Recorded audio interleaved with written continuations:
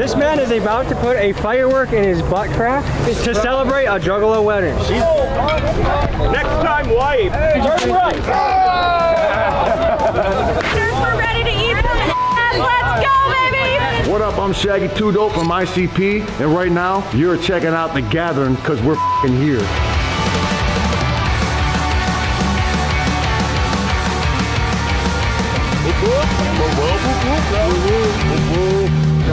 I approve this message. What the hell is going on over here? That's a real there, and that's first Tommy's. It's Gathering of the Juggalos. Like, we accept anybody and everybody. You just can't touch kids, and you can't talk to the cops. I feel like I've always sort of faced being like an outcast. Like, even before, like, I knew like people can just smell that like you're a little bit off.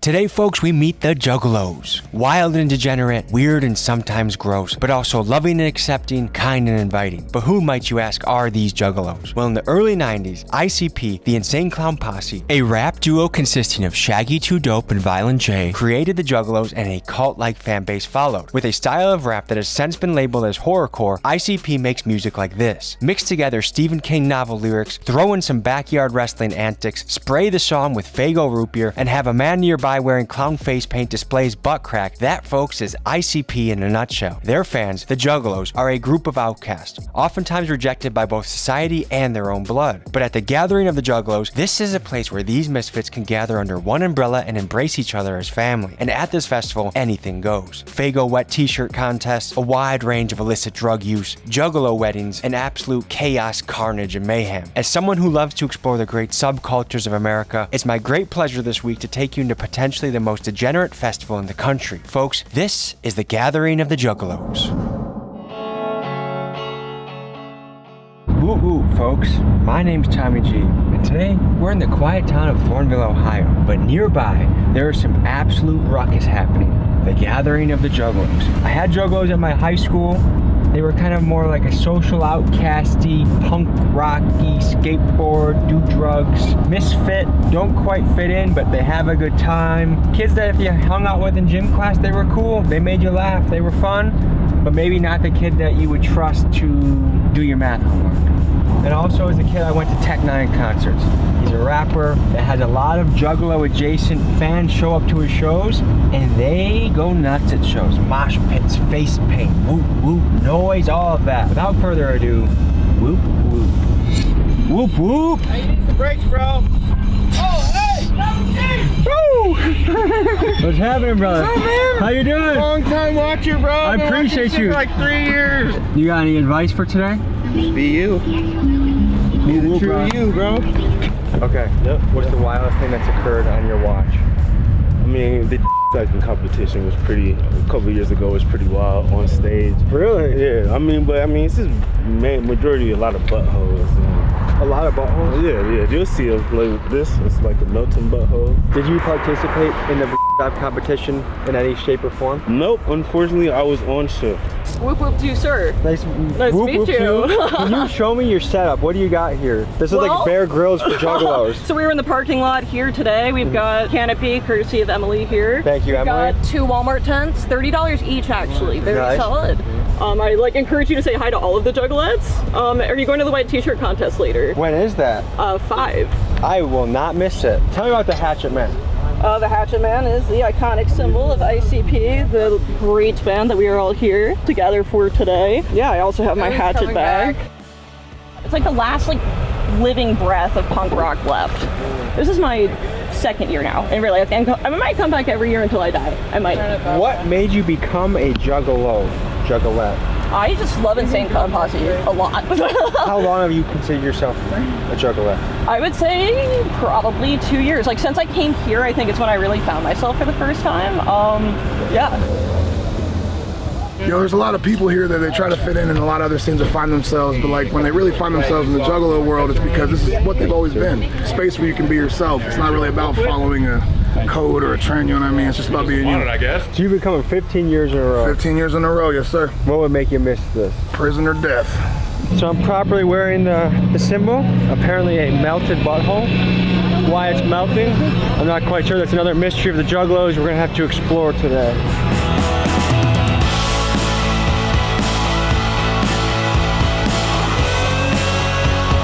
Whoa, whoa, whoa! Hey, get a picture of that. He got the seal pose going on. The seal pose? I don't know if that's a real thing, but it looked like a real thing. You take care of it. What do whippets mean to you, man? Everything. What do you think so far? So far, I ain't gonna lie, bro. This shit a little too much. I ain't gonna lie to you. It's an overwhelming scene at first. Is this your first Juggalo It's my experience? first Jugalo. Yeah. So you're not by day a Juggalo, you're just experiencing it. I'm just seeing what's up with it, man. I'm gonna be honest with y'all. Like, I do food reviews. I'm scared to try the food. I'm scared I might get drugged up or something. I don't know. Apparently a lot of people will show you their butthole around here. I just seen somebody show butt their butt. And not even no homo, because I don't think it's homo, but I haven't investigated it further. So it's not homo to show a man your butt? Good eye. Hold on. Yeah, it's kind of homo. What do you do by day when you're not Juggalo convention? I work at a golf course, so Yeah? I just got fired. Yes, we both just got... You guys work at the same spot? Yeah. Why'd you get fired? My sister was a jealous and I went on a family vacation. So you also got fired by her sister? Yeah. I'm gonna go work at Sheets because they have 19 an hour. The stock show actually was super fun. Oh, Damn! they throwing water balloons at me.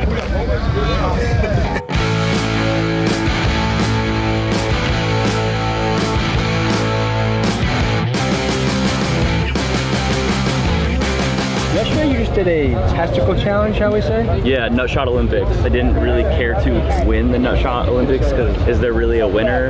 No, but this stunt show actually was super fun. So yesterday I opened the show with getting my balls tased multiple times. I dropped a 12-pack of beer on my balls from about 10 feet up. How are you feeling this morning, a day later from that? Exhausted, a little sore. This morning I felt like above my was a little bruised just from the impact of the 12-pack of beer. Overall, like if you're not a little sore the next day, like it wasn't really a successful day. So. My dog Gary Webb, you know what I'm saying? Yeah, dog, that's dope as bro. Appreciate you, man. What's your thoughts on our government? You don't want to hear that. I kind of do. I believe in aliens. Do you really? Yeah. Are you an alien? I am. Yeah? Have you ever met an alien? No. Or do you think we would encounter aliens? The White House. Biden's an alien? No, he's too old. Trump? No, bro, he's too rich. How do you know an alien in the wild? You don't. Do you think they look like humans? They look like me. What conspiracy do you believe in? I believe in all. 9/11, inside job? Yes, No. undoubtedly. Bush did it. Undoubtedly. Bush had no idea. That dude's dumb. Earth is flat. No. No. Well, you see that from space, dog. I see that from home. Birds are real. They're not real. They land on power lines and charge up, dog. You know that the Chinese apparently made bird-like drones? Yeah, they have mosquito drones too. Did Mabu pay you? Yeah. He did? Yeah. All right. Okay, because I'm about to say, bro, that's some ass shit, bro. I was a fan. You know where that money went to go fund?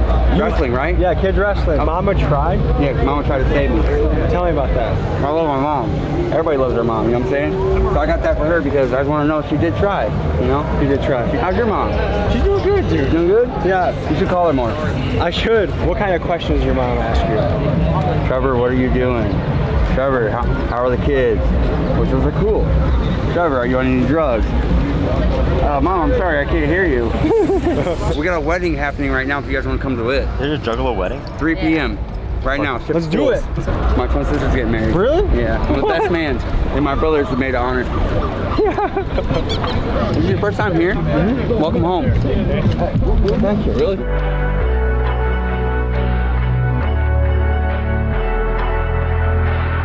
You're a dominatrix. Yes. How is that? This is amazing. Do you like getting paid? I've never been. Okay. We could probably arrange that here. I'm married, but if my wife wants to stick her finger in my butt, we can start there. Okay. She wants you to get Faygo spit in your mouth. Okay. I'm gonna let you pick.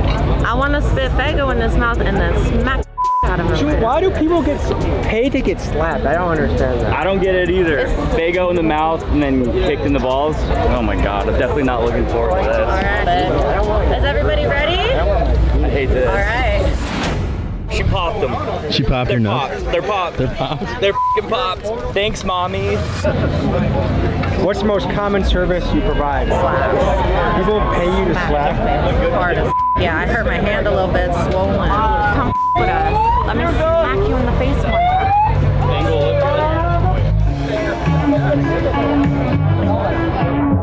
Let's go have that on a Jugaloe baby.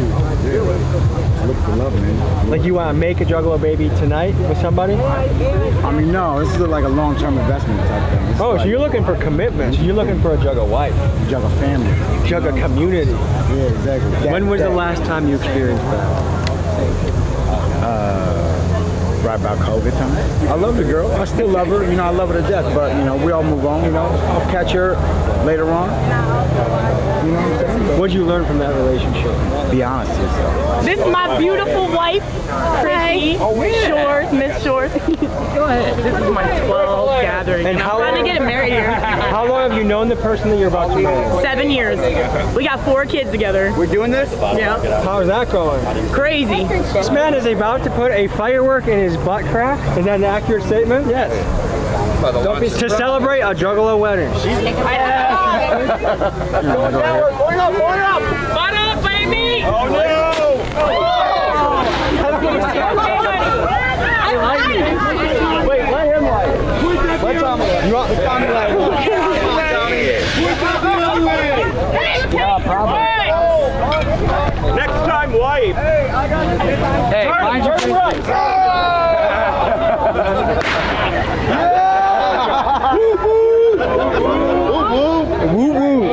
Who's the officiator of this wedding? Adam, Mr. Tiny Hands. Minister Tiny Hands. Minister Tiny Hands? Oh, look. You gotta wear it. Sometimes. We're gonna high five. It's gonna make everybody do. God, I'm getting nervous. No, we have cat. Say hi to the camera. Hi. All right, people.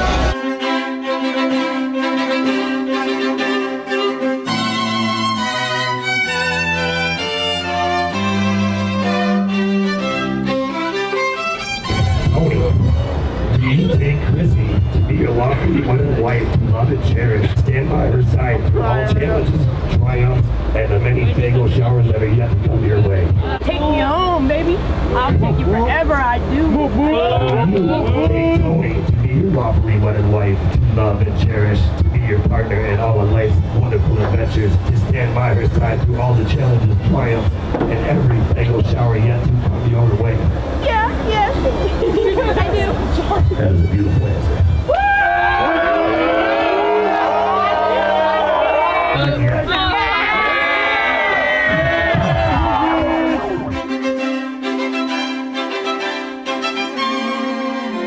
Alright folks, so we just witnessed a Juggalo wedding. And I feel like it encapsulated everything that a Juggalo is, which is a little weird, unconventional, a little trashy. I mean, someone is shooting a firecracker out of their butt crack to celebrate this wedding. But at the same time, there's a lot of love, a lot of laughter, and a lot of that I just don't give a type of feeling. This is the place where they can come and join hands and do weird shenanigans and have a blast doing it with no one there to monitor them.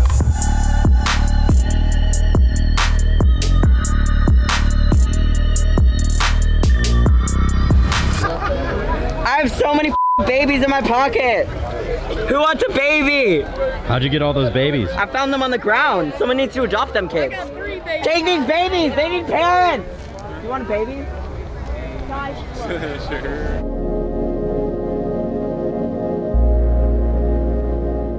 How'd you guys get into the Juggalo scene? I was kind of a late bloomer. The first gathering I went to was 03, their first outdoor one in Garrettsville. Been Juggalo ever since. Growing up, did you feel like a misfit? Yeah, always. Well, I moved a lot, so I was always the new kid. I never really had any friends and shit like that. Was there ever a time you didn't feel like an outcast? No, I've always been the weird kid. I eat bugs to impress people. Yeah? That was that one. Yeah, by the time I got to high school, they sent me to the group home. Why'd they send you to a group home? Religious differences. My mom was a hardcore Christian, and I had a book of shadows, like a Wiccan journal with a bunch of pentagrams drawn in blood. She saw that and got rid of me. Group home's like a prison system with less supervision, so it's a good chance to get stabbed. I slept with a knife window, I still sleep with knife window. Kids got my ass beat in the first group home. My face stomped in the gravel so hard that after they It took them 6 hours to pull all the gravel out of my face. How old were you in that? That was when I first got to the group homes. That was like 15 or 16. And I got my ass beat hard by the street black people. Kind of made me racist for a little while, but I finally got over that. Not that I ever thought I was better then, but I was more nervous around black people. When you were in the group homes, what kind of thoughts were going through your head at that time? I just wanted to die. I went to the nut house about a dozen times for out of town. Successfully myself once, got resurrected in the back of an ambulance. So it was a whole lot of, once I realized I couldn't be part of my family, family's all that matters in this life. There's no reason to live anymore. Now I got emphysema, and so I realized I'm never going to be able to start a family of my own, so I got back to being suicidal all the time.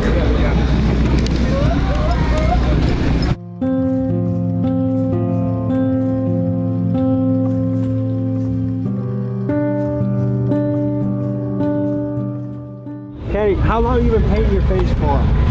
Since like high school, probably like almost 10 years. How many gatherings have you been to? This is my 4th. I actually got 4 recently. Okay. I feel like I've always sort of faced being like an outcast. Like even before, like I knew like people can just smell that like you're a little bit off, but yeah, these seem like ride or die type of people for each other. These are my f***ing people. Tell me about some of these tattoos you got going on. My first one was Jafar right here. He's a little bean. I'm currently working on this body sleeve right now. It's not finished, but we're like 8 sessions in. Do you feel like it's a hard world to find friends in? Sometimes, but like even in the darkest places, there's still light. What was a period of your life where you were really, really happy? Honestly, right now. Like I feel like I've gone through a lot of shitty things, just like anybody has in their life. Like my big sister almost died this year, and that really shook me up. She had a 3% chance of living, and she's still walking around. So it makes me feel great. The people around you kind of make it easier to keep going. Do you plan on having a Jugaloe wedding one day?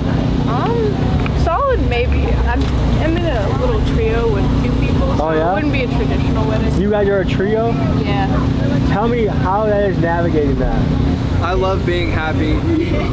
I never really had a solid family growing up, so being able to have people that love me for me is beautiful.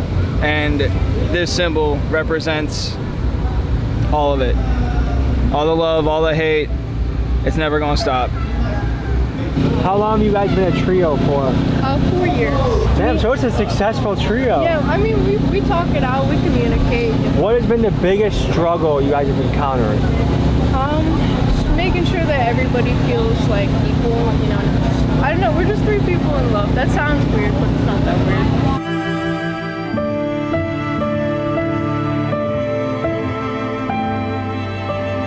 Where should we check out next, you guys think? There should be a wet t-shirt contest going on somewhere. Yeah, you better get to it.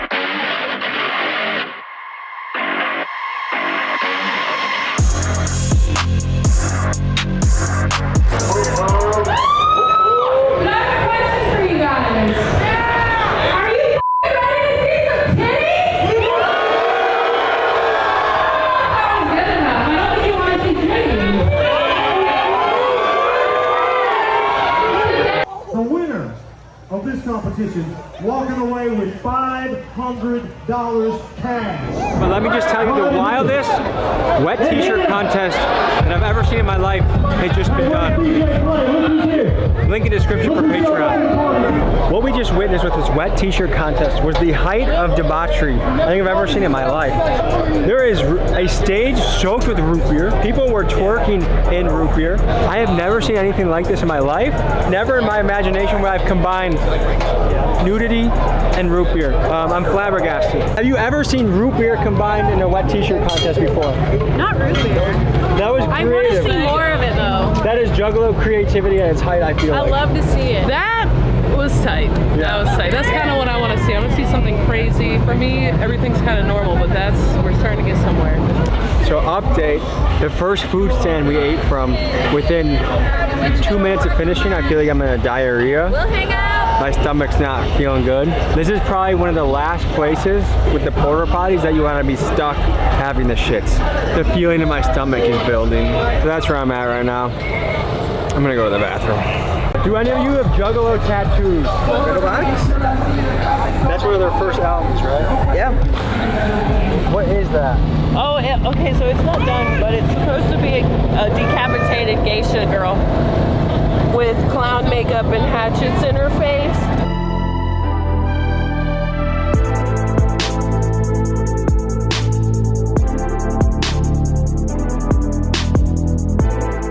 That is Harry Potter with Shaggy's face on it. I'm obsessed with Harry Potter, and obviously I'm a juggalo, so... Okay, which book was your favorite book? The third.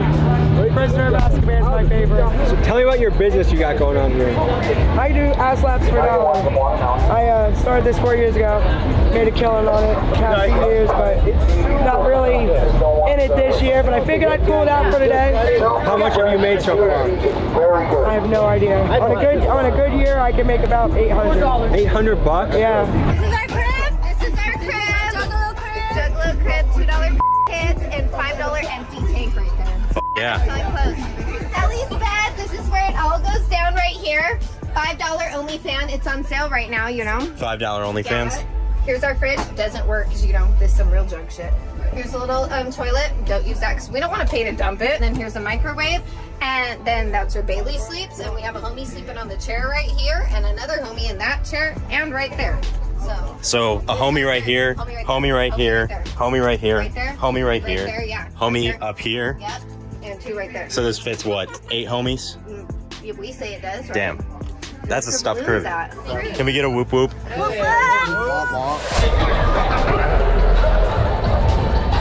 It looks like we're stalking this girl with her butt cheeks hanging out, but we're really walking towards Brandon Bucket now, I promise.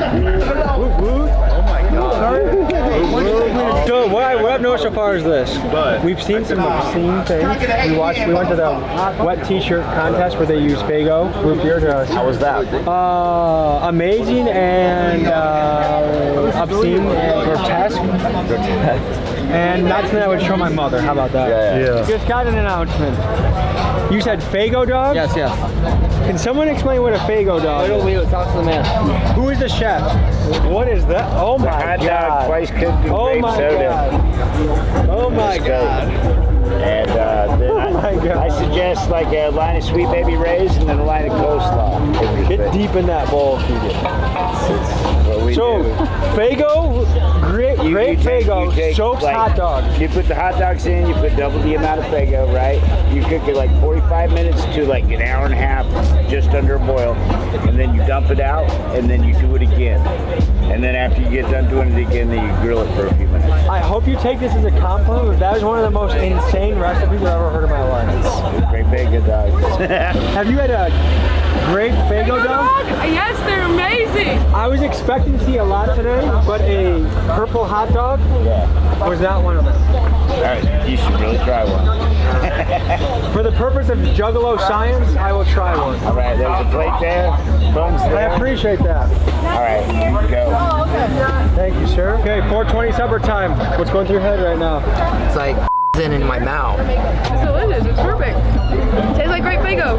It's lovely. You need to try it. Okay, here we go. Hanging out at the bathroom.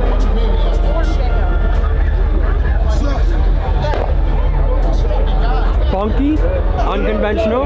I'll give it you know what, as an experience, but grape. I'm trying to, grape and meat to me is still a conflict in my mind. You're loving it? I'm liking it. That's better than hating it. Brandon, have you ever had a grape Faygo soaked hot dog? I actually have not. Are you even alive, dude? Grape Faygo soap. Do you want to try it? Is that what that is? Yeah. Oh shit. Okay.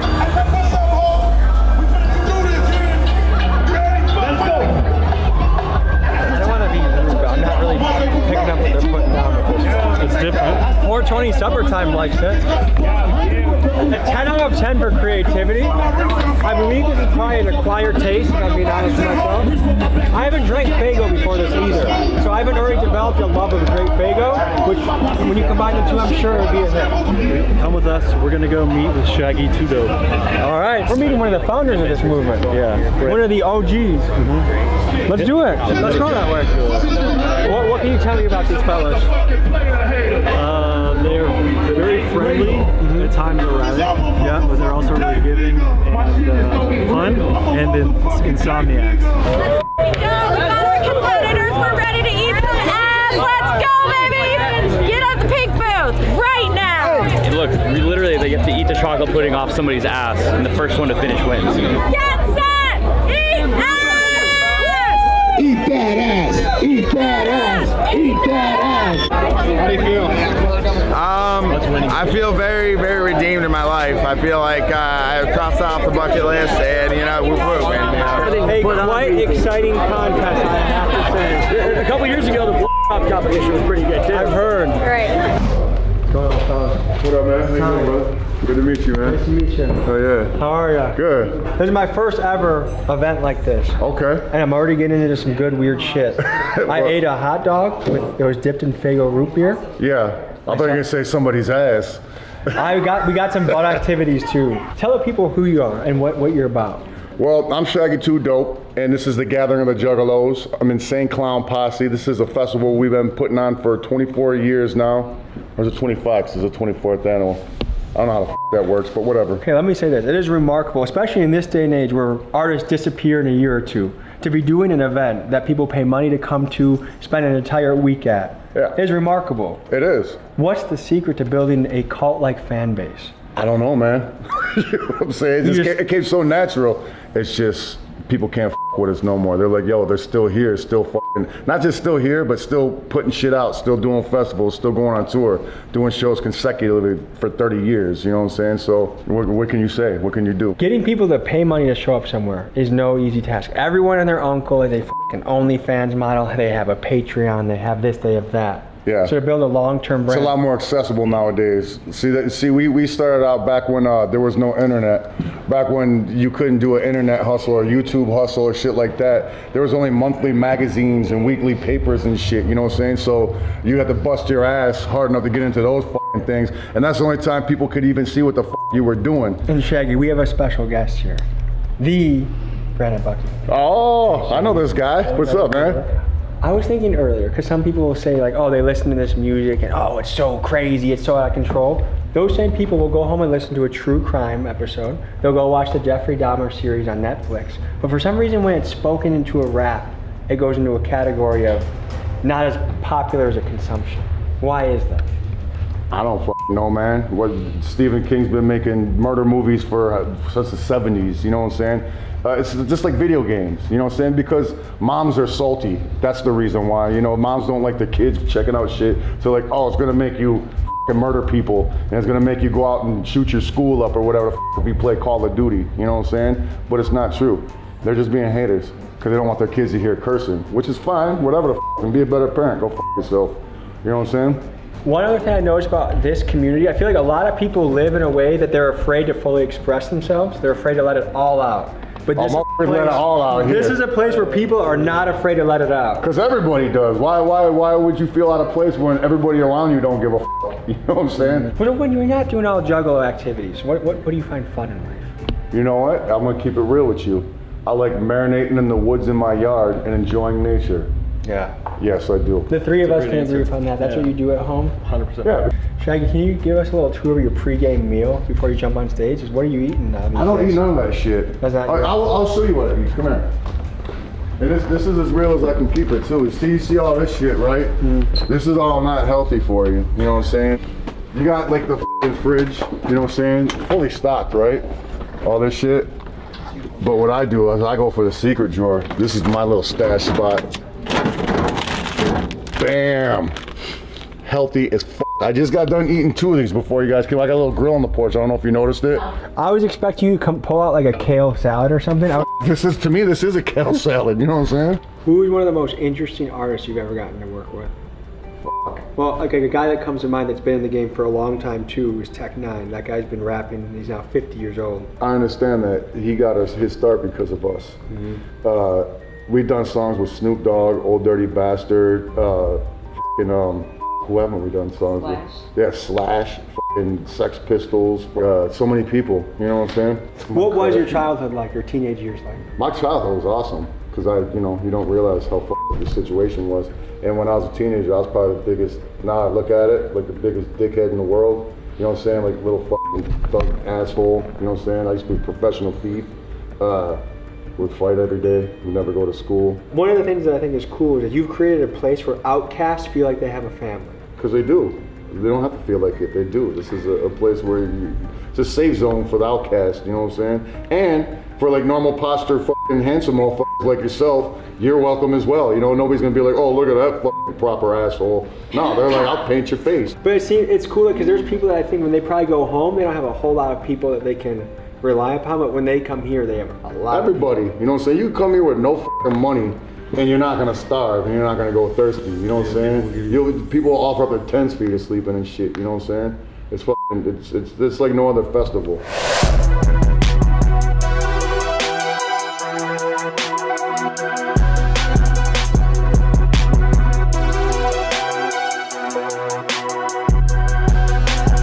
Exploring the Jugaloe culture. Any final thoughts rolling through your head, Mr. Buckingham? The gathering is a great time. They do treat you like family. Yeah, I think everyone should come check it out if you've never been.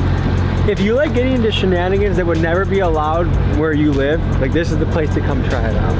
Yeah, it's a very unique place. Anything goes, no holds barred. It's pretty, yeah, it's fun. I enjoy it. It's my 4th year, so I'll be coming back next year for sure. How have you enjoyed it, Tom? I'm excited that you came. I very much enjoyed myself. Here's where me and the Juggalos have trouble aligning: bedtimes. It's almost 10 o'clock. That's my time to go to bed. That's a Juggalo's time to hit a whippet and keep the party going. Yeah, very true. Very happy with the hospitality of the Juggalos, and they're a welcoming bunch of folks. I'm glad we finally got this in. There's an absurd amount of things that'll be going on the Patreon. So check it out if it interests you. Make sure the Lord's not watching you when you subscribe to the Patreon. Yeah. But without further ado, whoop whoop, whoop whoop. We just realized we got parked in by the f***ing Juggalos. Are you shitting me? Is there a way out of it? All right, 1, 2, 3. Well, that worked. That's good. Even a little bit more just to be safe for you guys. So initially we thought we were gonna be stuck here to the wee hours of the morning, but a little bit more, a little bit more. Thank the Juggalo gods. I don't know what, devils, demons, angels, whatever it is. God bless the Juggalos. Give the lay of the land. We are now, like, there's 3 rows of cars. So every car in this row is absolutely screwed until the Insane Clown Posse gets off stage and presumably people try and leave. Perfect metaphor for the Juggalos. Park an entire row of cars in so they can't get out, but come together to lift the car to get out of the situation. That's poetic. That's beautiful. You eat that, bro. Contact! Don't move! Stop! Drop your weapon! Drop your weapon! You motherfucker! Tommy, we got captured, dude. Hello, folks. I'm Tommy G, and today we're training with mercenaries. Welcome to Redwater, boys. This is why I created Redwater. I wanted a place for all of us to feel like a family. You know, a lot of veterans when they get out, and cops when they retire, you know, they lose that brotherhood, and that's what I wanted. I wanted to build a brotherhood.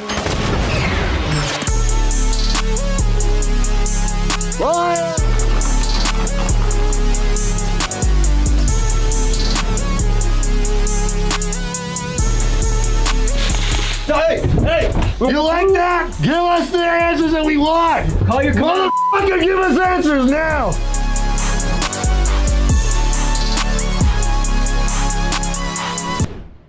Let's talk about mercenaries, guns for hire, soldiers of fortune, private military contractors. These are some of the terms for guys that are paramilitary operatives, and that if you need hired muscle, armed muscle, these are the guys you call. The mercenary world is a deadly one, and it's full of gray area. In the last few years, some groups that come to mind when you think of mercenaries are the United States group Blackwater, now defunct, and Russian outfits like the Wagner Group. and these guys have reach all around the globe. Some newsworthy mercenary exploits include the following. In 2007, when a Blackwater convoy was involved in a highly controversial shootout in Iraq. In 2021, when Colombian mercenaries were hired by a Miami-based security firm to assassinate Haiti's president, Juvenile Moise. And for the last few years, Wagner Group operated extensively in Libya to disrupt oil flow to European Union countries. And this is just the tip of the iceberg. Because of stories like this, it's easy to get a bad taste in your mouth when you hear about mercenaries. But some of these guys do truly brave things and risk their life for the greater good. Today, we cover mercenary group Redwater and their CEO, Joey. These guys do a lot of work with three-letter agencies protecting our border and busting sex trafficking operations. They also provide executive protection to people ranging from presidents to pop stars. This is a place that no YouTube channel has gone before, and we go in deep, spending 48 hours with these guys and take you into their life. Everything you are about to see are reenactments done with trained professionals and are for entertainment purposes only. Let's dive in.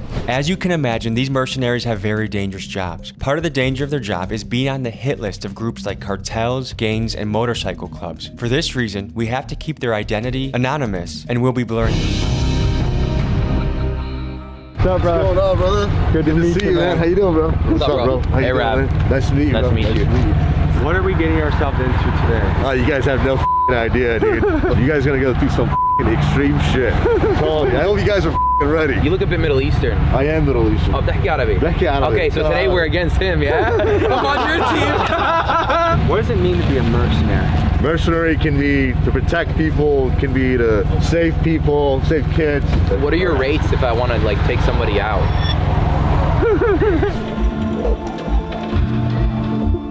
You brought your guitar to a gunfight? What do you got there? Let's see. Holy shit.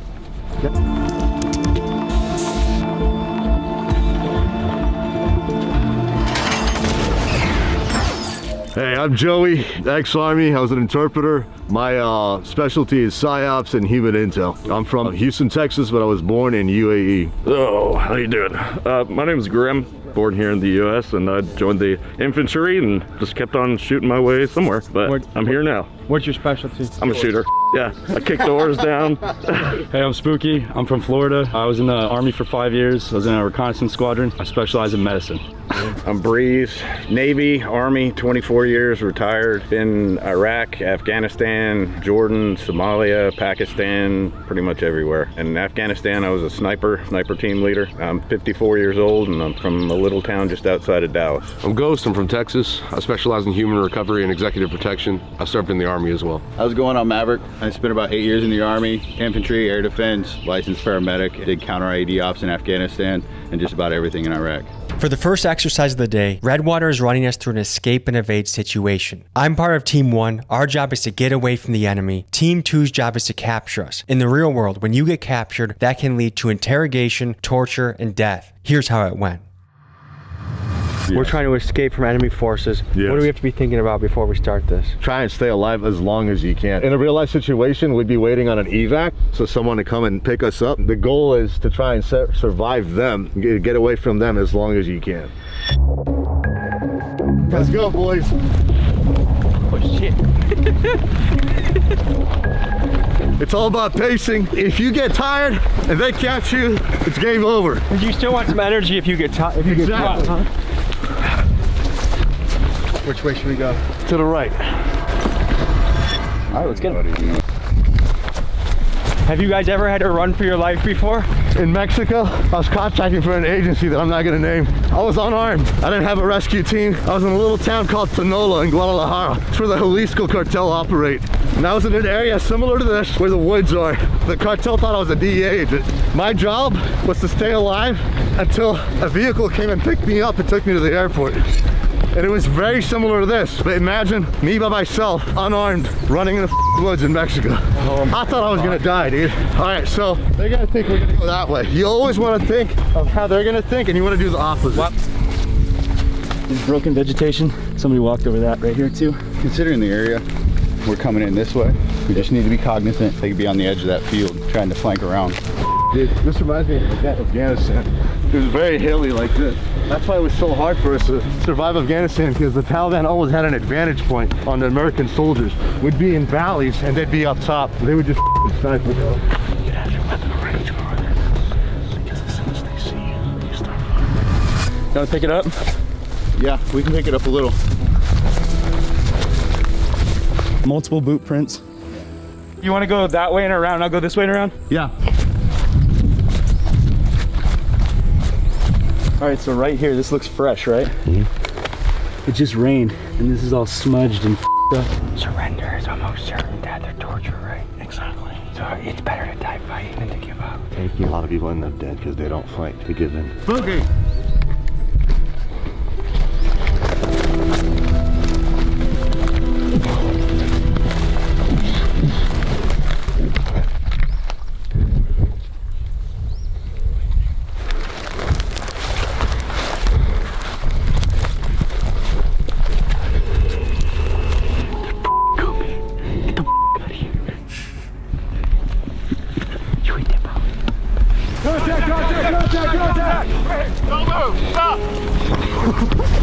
Drop your weapon!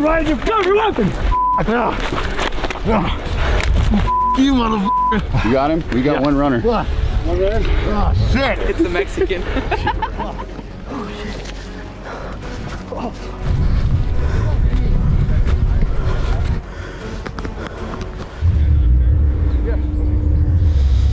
Oh, he's over there. There we go. Uncaptured. Just like that, all it takes is a couple of seconds, one wrong move, and you get caught, and it's game over.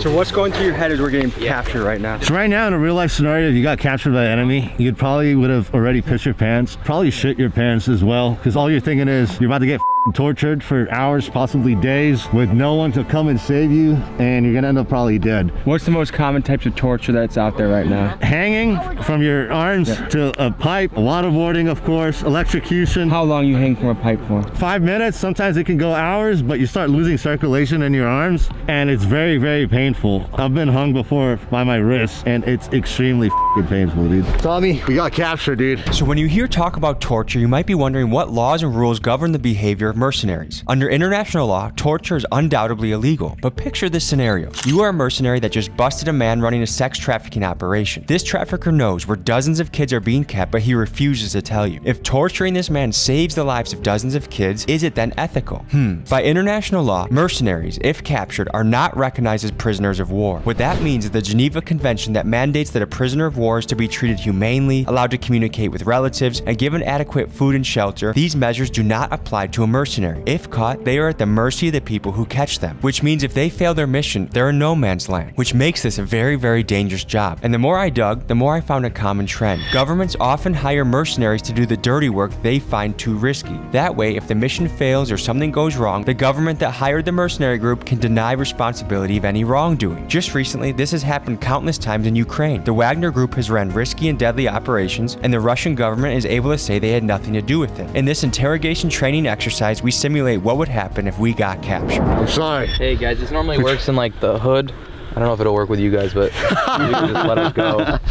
Is it possible to bribe your way out of these situations, you think? Well, depending on the country that Yeah, you're in. depending on the country you're in. Let's say you're in the depends, jungles like, of South America. Yeah. Money talks. Haiti, South America, countries Africa. like Everyone here in America looks at bribery as such an evil thing, when really in third world countries, it's a way of life. That's first 24 hours, I would say, of being captured determines a lot. Keep your mouth shut and walk.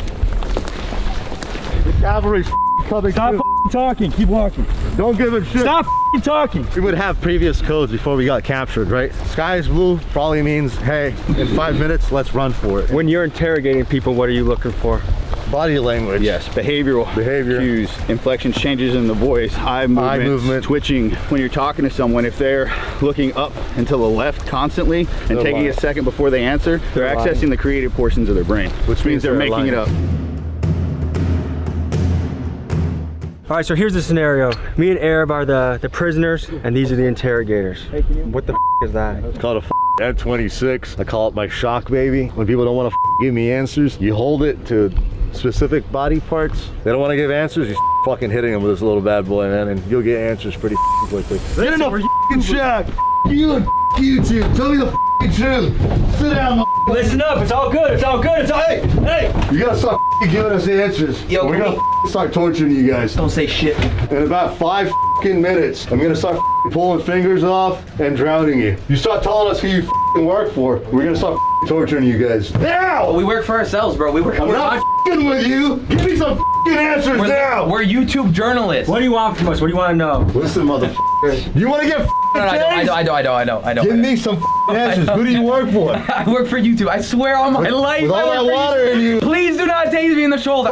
Tell me now. I swear I'm telling you the truth. Hey, listen, we're journalists. You're gonna give us answers or what? No, I gave you the answers. I already give us answers, motherfucker. I already told you what we know. Call your commander. Motherfucker, give us answers now. In about 5 seconds, your lungs are gonna start collapsing. They're gonna fill with water, and you're gonna start losing your brain. Better talk to us. Hey. Put it on, Maverick. Give us the answers, motherfucker. You like that? Give us the answers that we want. Give us the answers that we want, motherfucker. Tell us what we want. We're journalists. I'm sorry, but I'm a spy. Take him out, Maverick. Put 2 in his head. Hey, no. Tommy!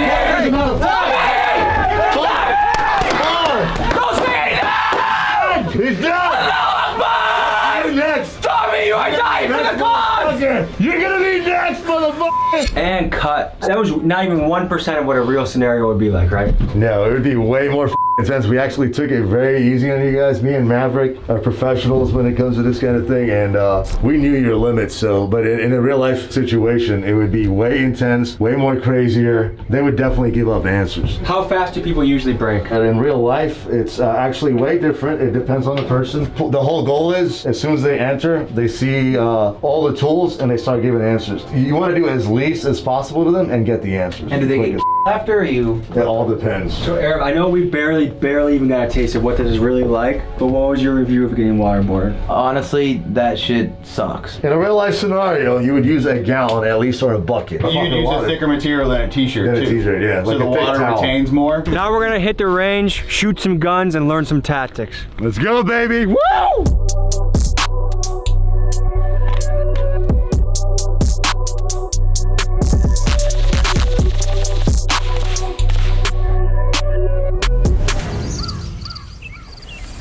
I was gonna go to Afghanistan, I pushed you out last minute, but is it actually legitimate that, hey, you could potentially go to Afghanistan and rescue someone? Is that something that you guys would do? Yes, any country. Right now, this is only 8 of us. There's a total of 30. There's more too that we don't advertise on the website for legal reasons. The rest of our team right now, most of them are on assignments. How much does that cost? If I get captured in Afghanistan and I want to hire a team of what, 6 of you? We'll sit down, we'll talk with them, and then we agree on a price. But that's how it usually goes, man. Obviously, we're not gonna charge as much for a little girl than like a politician that we know is bad and he shouldn't have been there, but he's still getting captured. That's a different story. Okay. You know? It's $50,000 to $100,000. You're thinking usually like your beginning stages, because it's going to take a few grand just to even get the ball rolling. So an operation could be anywhere between like 200 to 500,000 on average if it's a deep place. Like big politician, it could cost $1 million. And most of your work now, what are the majority of your clients look like? Pretty much anybody, as long as you're not a criminal or drug dealer. CEOs, public figures, actors, musicians. Yeah, but is a good chunk of what you do right now on the border busting traffickers? I can't comment on that, but I can say publicly I have worked on a contract, was on the Tijuana border. It was affiliated with a 3-letter agency, and we saved 1,500 kids. This was about 2 summers ago. What the hell is this? The T1000. I am a dealer for Richmond Tactical, and I'm also a Phillip Farms dealer, Brazos River Firearms. This is one of our personal models. You're not gonna see another one like this anywhere. This almost looks like a rapper or cartel type shit. How about badass cowboy shit? Badass cowboy shit? Wow. When you guys are operating, what are some essentials you need to be packing? It varies based on the mission. There's something called covert and overt. On a protection detail, I'm going to be dressed like my client or like the area I'm in. If I'm protecting, a rapper and everyone around me is wearing hoodies and baggy pants and tennis shoes, that's what I'm going to be wearing. With the CEO, I'm going to be wearing a buttoned shirt, nice slacks, good shoes, whatever I can to blend into my environment. If that's more of a covert. In an overt like this, plates are showing, I've got mags. Exposed. It all depends. Like just recently I went to LA, Atlanta, Philadelphia, and then New York with this client that I work for. Okay. He's a rapper. His father is a very high profile fashion mogul. Have you ever been in a situation where you thought you were gonna die? Yeah, that's why I got the Purple Heart. I got blown up. I got my right knee completely blown off. I took a piece of shrapnel into my arm. It cut my bicep, came out the top of my shoulder, and I caught a piece in my head. Where was this? Afghanistan. This is why I created Redwater. I wanted a place for all of us to feel like a family. You know, a lot of veterans when they get out, cops when they retire, you know, they lose that brotherhood, and that's what I wanted. I wanted to build a brotherhood. Do you think Mercenaries has a good or bad rap? Movies make Mercenaries look bad, I think, in my opinion, because they make it look all about but there's way more than that, man. We all have families, we all have lives, you know, we love, we bleed, and we laugh, you know, as corny as that sounds, but we're human at the end of the day. People in the places you're operating, they also have families and they laugh, right? So from my perspective, it's the same perspective as the guy shooting it. It's either me or him, dude. Whoever acts on it first is the one that stays alive, and this is the way it is, man. War isn't fair. Joey said war isn't fair, and he's right. Throughout the ages, people have used mercenaries to try and tip the battlefield into their favor. The earliest evidence of mercenaries being used to help win wars dates back to the times of the Egyptians. When you read through history, you'll read about Swiss, French, English mercenaries sprinkled throughout wars in the Middle Ages fighting for kings and dukes. And in fact, for the United States to gain independence from the British Empire during the Revolutionary War, we had to overcome some 30,000 odd German mercenaries called Hessians that the Brits hired to try and crush us. When I imagine how scary and dangerous it must be to be in war, whether it be with a sword in the Middle Ages or with the high-powered bombs and guns of today, it amazes me that people are willing to become mercenaries. Knowing that if I ever get stuck in a dangerous place, that Redwater would launch a mission to come and get me and might be my only hope for survival, it makes me appreciate that these men are brave enough to do what they do. And folks, remember, like any profession, you have your good and bad people. Whether we talk about priests, doctors, businessmen, or mercenaries, there's good and bad in all professions. Well, shall we get shooting? Let's do it, man. Hey, 3 cheers for Hillary Clinton. That shit.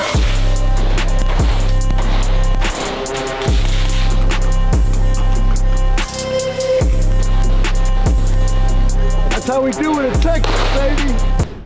Has anyone ever ran out of ammo in a combat situation? Yes. Luckily, there was a helicopter that came in and took out the targets that we were shooting at. We did a raid on a house of a high-value target. Before we hit the house, we had artillery guys shot up loom rounds because it was like 2 o'clock in the morning. They shot loom rounds over the house before we hit it, and the shells from the loom rounds, the guy had marijuana fields all around his house. Well, the shells landed in the marijuana fields, and they caught it on fire. After we got him out and got him back, and we were waiting to get picked up, we were all sitting by the field, and all the smoke from the field, we were all like bunched up right behind by where all the smoke was coming in, and we got on the radio, we're like, hey, you might want to wake the cooks up, man. We're gonna be a little f***ing hungry.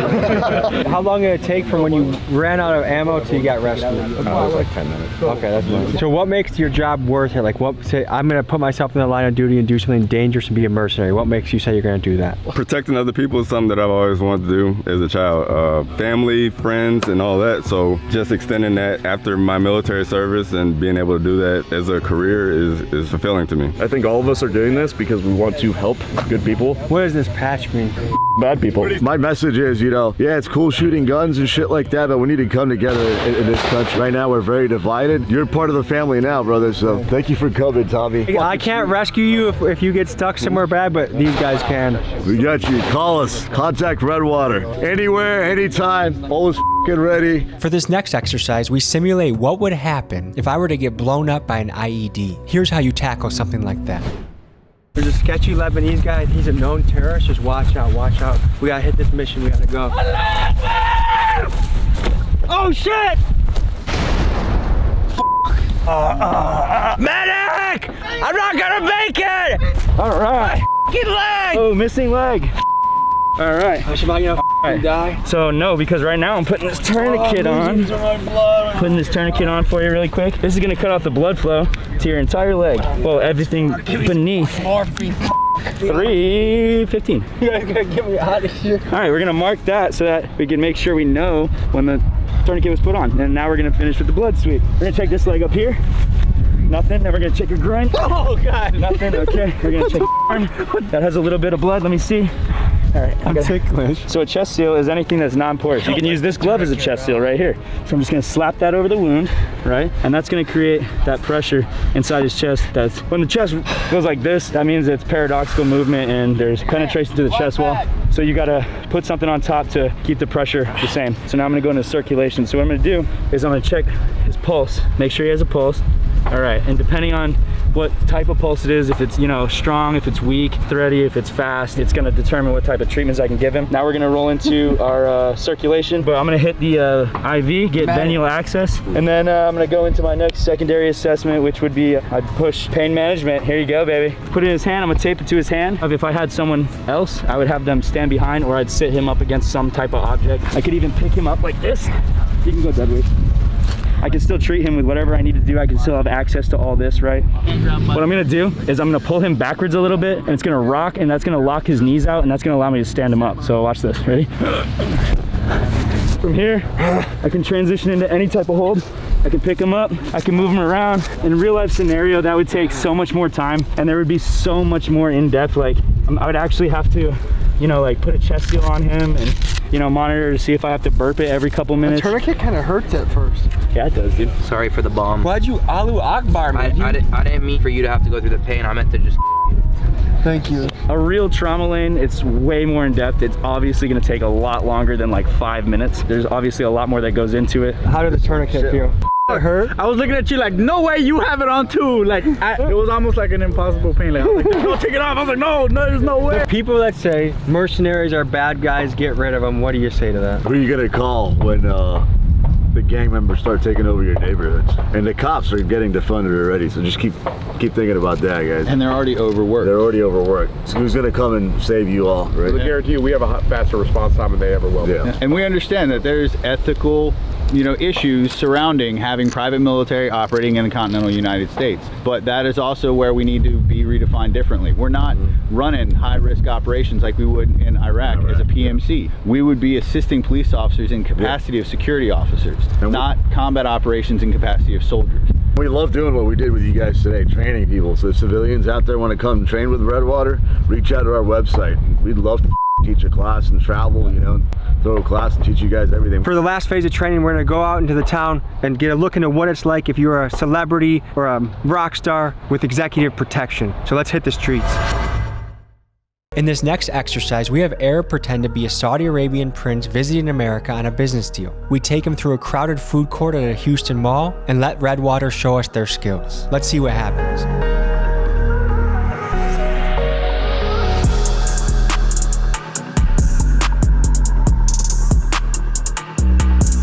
Today we're going to be protecting our Lebanese Prince client. We're going to show you our protocol when escorting celebrities, CEOs, clients, whenever they come into town, what our protocol is from A to Z. How many men do we have on this case? 3 with me and then 3 that we cannot see. That are blending in. Yes, exactly. And that's that way we usually do it. Because we always want cover if something happens.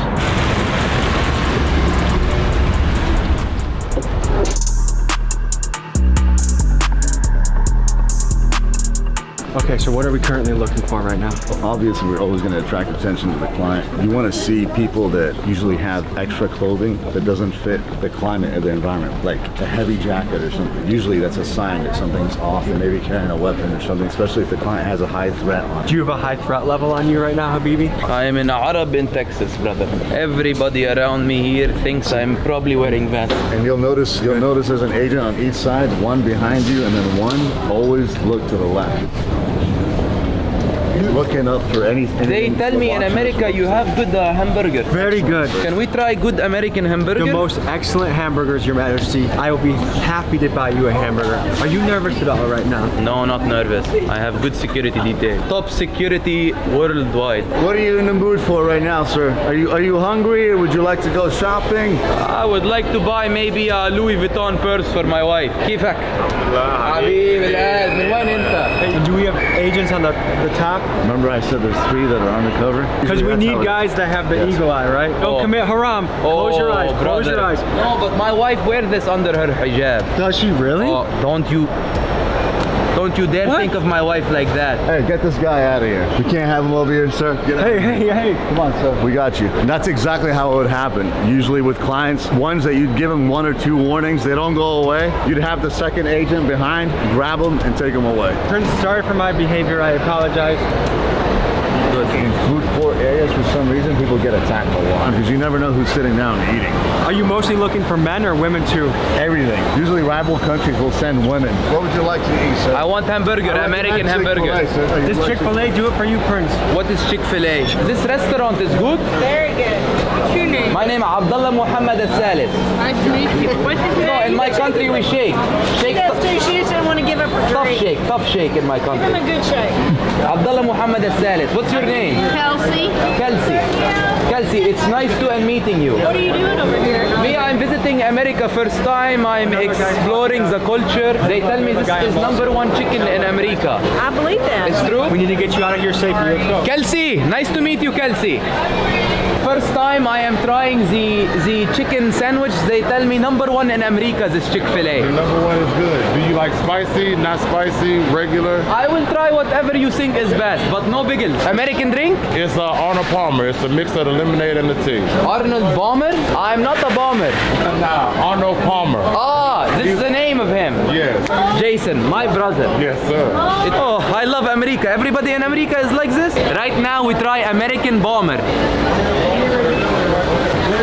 Oh, America makes very good bomber. America's very famous for fast food. This is the stuff that makes you obese, and we proudly serve it to you as a guest. Because we spent too much time in here, it's probably better to exit the area because we're attracting too much attention. There's a higher possibility of him being attacked or harassed. So at that point, Habibi, we go move location. Habibi, you're wandering like a lost goat. We must get you out of here. There is a beautiful Latina woman behind me. No, that's haram. You have 4 wives. Let's keep it moving. Habibi, 4 wives in the Middle and East, but in the worldwide, I can have as many as I want. I'm a prince. No, that's haram, sir. Let's get you out of here. We were getting a lot of stares in the food court, and Joey received intel that our men were in the mall looking for the prince to take him out. So he made the call to extract his client. Extract the prince and go out. Let's get out of here. Would you like an American waffle fry? Oh my God, this is delicious. Excuse me. Thank you, Habibi. This entrance right now is when people usually get attacked. So at this point, I will advance with the other agent. Look to our left, look to our right. Thank you. Shukran. Just need to get in the car. How do you think the mission went?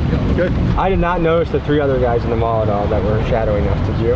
I'm not looking for anything. I have my security detail. They do the work. Me, I have make friend with Jason and he give me bomber. We are trying here American chicken burger. I don't know why they call sandwich, but we will see how it tastes. Oh, wow. Juicy? Every food in America is like this. There is so much oil. I think it went great. Got him out securely and safely and efficiently, so it was a success. It was a pleasure doing your business. It was a pleasure, brother. Redwater will always be here for you, We sir. shall work again. Anytime you want. We'll take it from here, okay? Hey, thank you so much. Thank you, Tommy. You're the Good day, man. brother. Right. Good shit. Thank you. We'll see you guys. I don't really think we needed those guys. I mean, did that really help? I mean... Whoa. What? No! Habibi! No! Oh my God, this is serious. Hello folks, I'm Tommy G. Today I'm in the Lord's country, Eastern Tennessee, Appalachia. My name is Shaka Hustle Man, and in East Tennessee, we will protect these kids. Yay! What's happening? What? We come from Southern Appalachia, put a church on every block. If you try to harm our kids, take you down with 30 shots. Cause it's Southern Appalachia, Lord protect us with this block. Cause we will protect these kids, make it count with every shot. It's the way of life we live, and we're strong in our... Is that your first drink? 12 years old? Yeah, and I smoked my first when I was 5. What do you picture when you think of the most redneck place in America? Perhaps you picture rural Alabama or somewhere near the Florida Everglades. What I picture is Eastern Tennessee, located smack dab in Appalachia. This place is country, the Lord's country. Here you're liable to find a gun in damn near every house, and it's not uncommon to still spot a Confederate flag flying. It's a place where gas stations sell an awful lot of chewing tobacco, and the boys in this town drive trucks. In this episode, I meet with local resident rapper Shaggy Hustle Man. Here's what this kid sounds like. Get the stick like I'm bound to make a spear. I knock your ass straight the fuck up out of here. Pussy talking shit cause he think he in the clear. Step through the creek like I'm running from bloodhounds. It's a fun town, you get gunned down. Ways of the world, I be sicker than syphilis. The mark of the beast when I reminisce. In this episode, we shoot guns, get mud on our boots, and meet the local folks. Everything you see is for educational purposes only. Let's giddy up.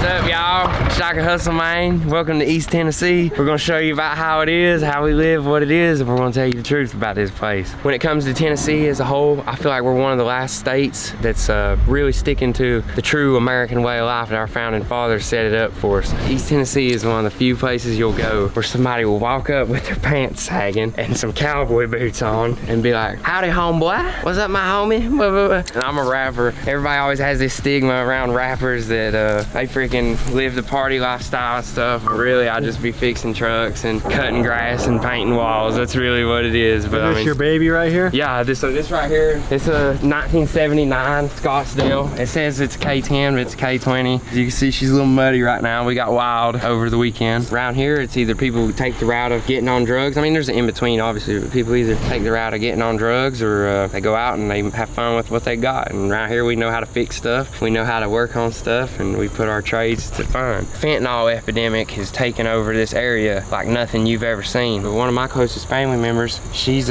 recently got on fentanyl, and this is somebody that we never ever thought would even dabble in drugs. Done got evicted, it's got her car repoed and stuff, and she's scared she'll die if she quits. But the thing is, I'm scared she'll die if she keeps doing it. I went to prison in 2015. There was so much dope that almost everybody you knew was selling dope or on dope. And it's dope, man. Yeah. Okay. And then whenever I came home, it was such an epidemic. I came home in 2019, I got on it. My baby mother, her sister, just died from fentanyl. Her dad, come to find out, was the one that had gave it to her. He had bought it from somebody and gave it to her, and she passed. He got charged with second-degree murder. The dealer and his girl got charged with second-degree murder, but the one dealer was coaching a youth football team. Jeez. And they knew that he was selling fentanyl. My stepbrother, I ain't seen him in 10 years, and I caught up with him at the corner store. We ran into each other and caught up. Next day, he was dead because he took a pill and it killed him.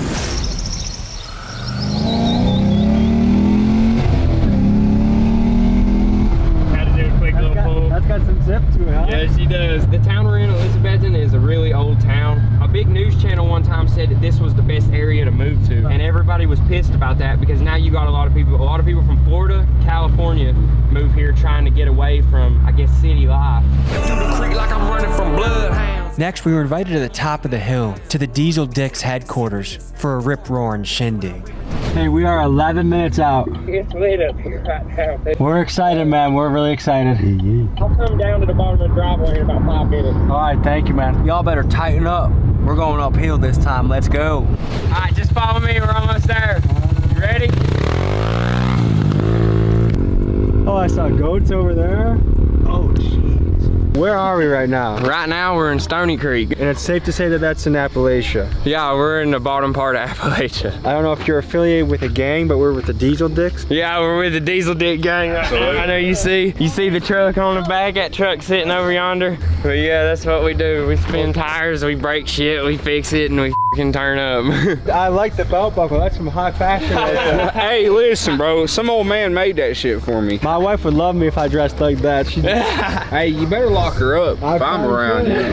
If I had an Appalachian stereotype, one would be that people can fix just about anything. Oh, yeah. And two is that they like to tinker. Like they got a bunch of cars, they got a bunch of stuff. Is that an accurate stereotype? Absolutely, yeah, that's the name of the game. It's what I enjoy doing. Even if I had $1 million, I'd still be out here tinkering with my toys and stuff. Do you guys feel represented by our current government right now? I feel like there's only one politician that I feel like I can trust, and that's the man that tells it straight, and y'all already know who that is. Hillary Clinton?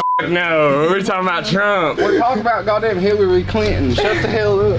I support Trump because he's the only person that I feel like has brought the whole American movement forward. So, you know, the whole MAGA movement shit. But dude, any politicians in general, it's just like we don't know them people. What does success mean to you? Wake up, do what you want every day. The life we're living. Yeah. Is there any lingo I should be learning if I'm trying to blend in a little bit more? You gotta say y'all all the time. Y'all? Yeah, Yonder, you gotta say out yonder in the holler. How far is yonder?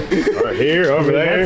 And if you hear somebody around here say, yesterday, you know, this happened the other day or whatever, that could be any time from now and 6 months ago, you know, that don't mean shit. The funniest thing around here when somebody in the holler or something gives you directions, they're never using street names and shit, they're using landmarks. Go north as far as the hill, then take a right? Yeah. John Boy's truck right here is locally famous. John Boy, tell him about your truck. Show him, I guess. Are you making a barbecue in here or what is all this? Hey, working with the stick like I'm bound like a spear. Your ass straight the fuck out of here. Pussy talking shit cause he think he in the clear.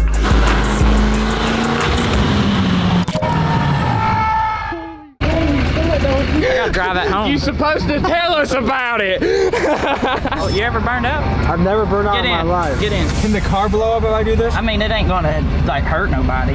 It's fine. Don't worry about it. Alright. We only got one tire left. Wait, we only have one tire on this truck? Well, I mean, it's got two, but the one's popped. Alright, right here's good. Give it quite a bit of brake and start easing in the throttle. We're gonna blow up. It's got Oh my. It's gonna pop. Keep going.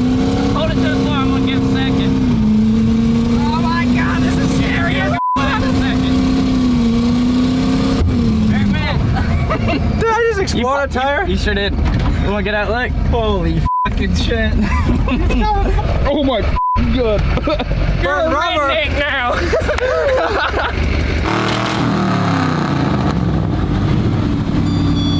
He just broke something. We gotta have a moment of silence. I mean, we's all riled up, but... Let's see what you got. I'ma walk me 100 miles. I'ma do the dirt and I'ma handle work every day. I'ma slow down. Here we go now. Then relocate a hoe straight to her face. I'm serious. Come around like you curious. I'ma put my little bitch in the years. I'ma settle my family tears and still before mine. I'ma settle all yours. I'm cut from a different cloth. I can fly like a mountain. Y'all, this bitch off the block. You wanna drink? I'll take a little sippity Oh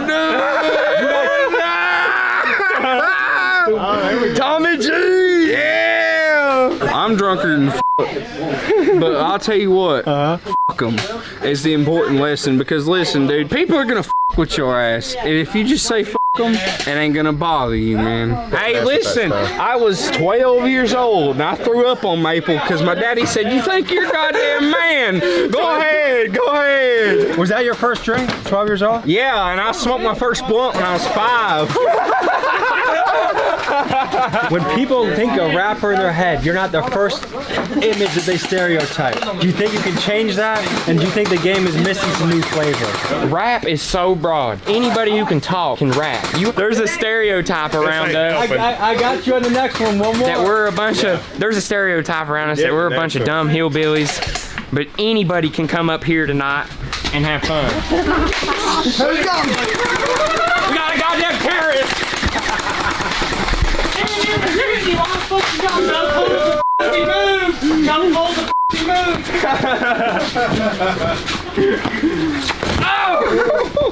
That's what I'm saying. Very good. That's how you earn respect a lot of times up here. What percentage of people have guns in their house? There's a gun above every door in my house. It'd be easier to talk about the percentage of people that ain't got a gun in their house. What the f if somebody was to break in? What the f you gonna do? If you throw him down, he gonna get back up and shoot your ass. And when you got kids, it makes a different thing. Once you have a kid, you gotta keep a gun. You call the goddamn police, they gonna be there in f***ing 10 to 20 minutes. You got a goddamn 12 gauge, that motherfucker gonna be there right now. What's that tattoo on your knuckles, man? Right, this RHCC, raise hell and eat cornbread, dude. I got the state of Tennessee. I got this shit done in a kitchen, bro. F yeah, this was done in the kitchen. This shit was done in a trailer run by a generator. The stereotypes from outside of this state ain't right. People take up for each other no matter what skin color, no matter where you're from. What do you think the stereotypes are? People act like a lot of mountaintop hick people and stuff in our area are incest, drug addicted, racist. Yeah, racist. I got a kid with a black girl. Yeah, my mom's black, dude, believe it or not. Like, there ain't nothing to it. Skin color ain't nothing different than your hair color, bro. Genetics is genetics. We're all human beings. There's shitty human beings and good human beings in every race, hair color, state, no matter what it is, bro. Trying to split this nation up. When the people come together and unify, that's when the government gets scared of us, dude. Look at 1776. Woohoo! Yeah. All right, folks. It's time to go to sleep. We'll see you in the morning. I think we're about to hang out with what they call the Tennessee Taliban. I don't know, I have to ask them. But we're gonna make sure our ears are protected. We're gonna get some earplugs and some watermelon, some fruits that we can shoot. Let's get it. Bitch, hot. Smoke some. I'm bringing the shit for real. I'm fucking it up, cause that's how I feel. I hear Tennessee is one of the best states for gun law rights. I'm originally from Southern California, so moving here, it's definitely a breath of fresh air. What is the gun culture like here? You know, the Second Amendment is very open and not restricted. Coming from a pretty rough area in Southern California, it's definitely a blessing that I can carry and don't have to jump through hoops and steps like that. Do you think it's something that Americans should protect and fight for? 100%, 1000%. We got our earplugs, we got our butt plugs, we're ready to shoot. I was a country boy, now I'm a country king. Tennessee has some of the most pro-gun, pro-Second Amendment gun laws in the United States, so we decided to get educated and learn more about the gun culture here. Now run a whole 100 bands up quick as a bitch. What are the gun laws like in Tennessee? They're easy. It's called constitutional carry. As a Tennessee resident, you have the right with a driver's license to conceal or open carry any weapon within the state. And that goes from pistol to shotgun to AR. Anything. How do you prove that I'm not crazy, that you're not putting... You have to pass a background check. You answer all these questions on this form. If you do not answer truthfully, it's a felony. And then from this, I run your background. And it goes through 5 different divisions. Are you a fugitive from justice? I'm not, but you are, right? Yeah. Just like anything, like 99% of people that buy guns are gonna be good gun-holding people, but then there's the crazies, the Columbines. How do you stop that from happening? Well, you can't really stop it from happening if somebody's gonna come in and lie about it, but we pretty much have a good idea. We have the right to refuse anybody to buy a gun. We just had somebody that signed up to take a class with us. We didn't feel comfortable with the individual, and we gave her her money back and won't even let her take the class. They were twitching a little too much. I went to a gun safety class recently. I got my concealed carry, but I'm scared to buy one because I sleepwalk sometimes and I don't want to wake up and accidentally take out my family. But I kind of do want a pistol. I live in Milwaukee where it's a little, but I have dreams sometimes where like someone's in my house and I'm running to go get them. I don't want to accidentally wake up and in the middle, you know what I mean? No. No? We probably refuse to sell you a gun. Okay. We left this gun store and met up with Shaka and his friends to shoot completely legal guns. Thank you, YouTube. So what do we got on the table here? This is a Palmetto State dagger. These are my carry guns right here. These are also Glocks. But this right here is a Glock 19. This is my home defense because it's got the laser and the flashlight. This was actually given to me by somebody who was murdered literally a week after they gave us to me. How young were you when you shot your first gun? Probably like 5 or 6. Maybe 4. I was shooting an AK-47 when I was, before I could even ride a bicycle. What does the right to bear arms mean to you? It's an infringible right given to us by the Constitution, so it explains it in itself. Now I can understand people's fears about training and everything else. You can go out and get proper training, it's not expensive. There's plenty of people around that know what they're doing. They can teach everybody. Maybe we drink a little bit before we start shooting. Have you guys got some Bud Lights we could drink?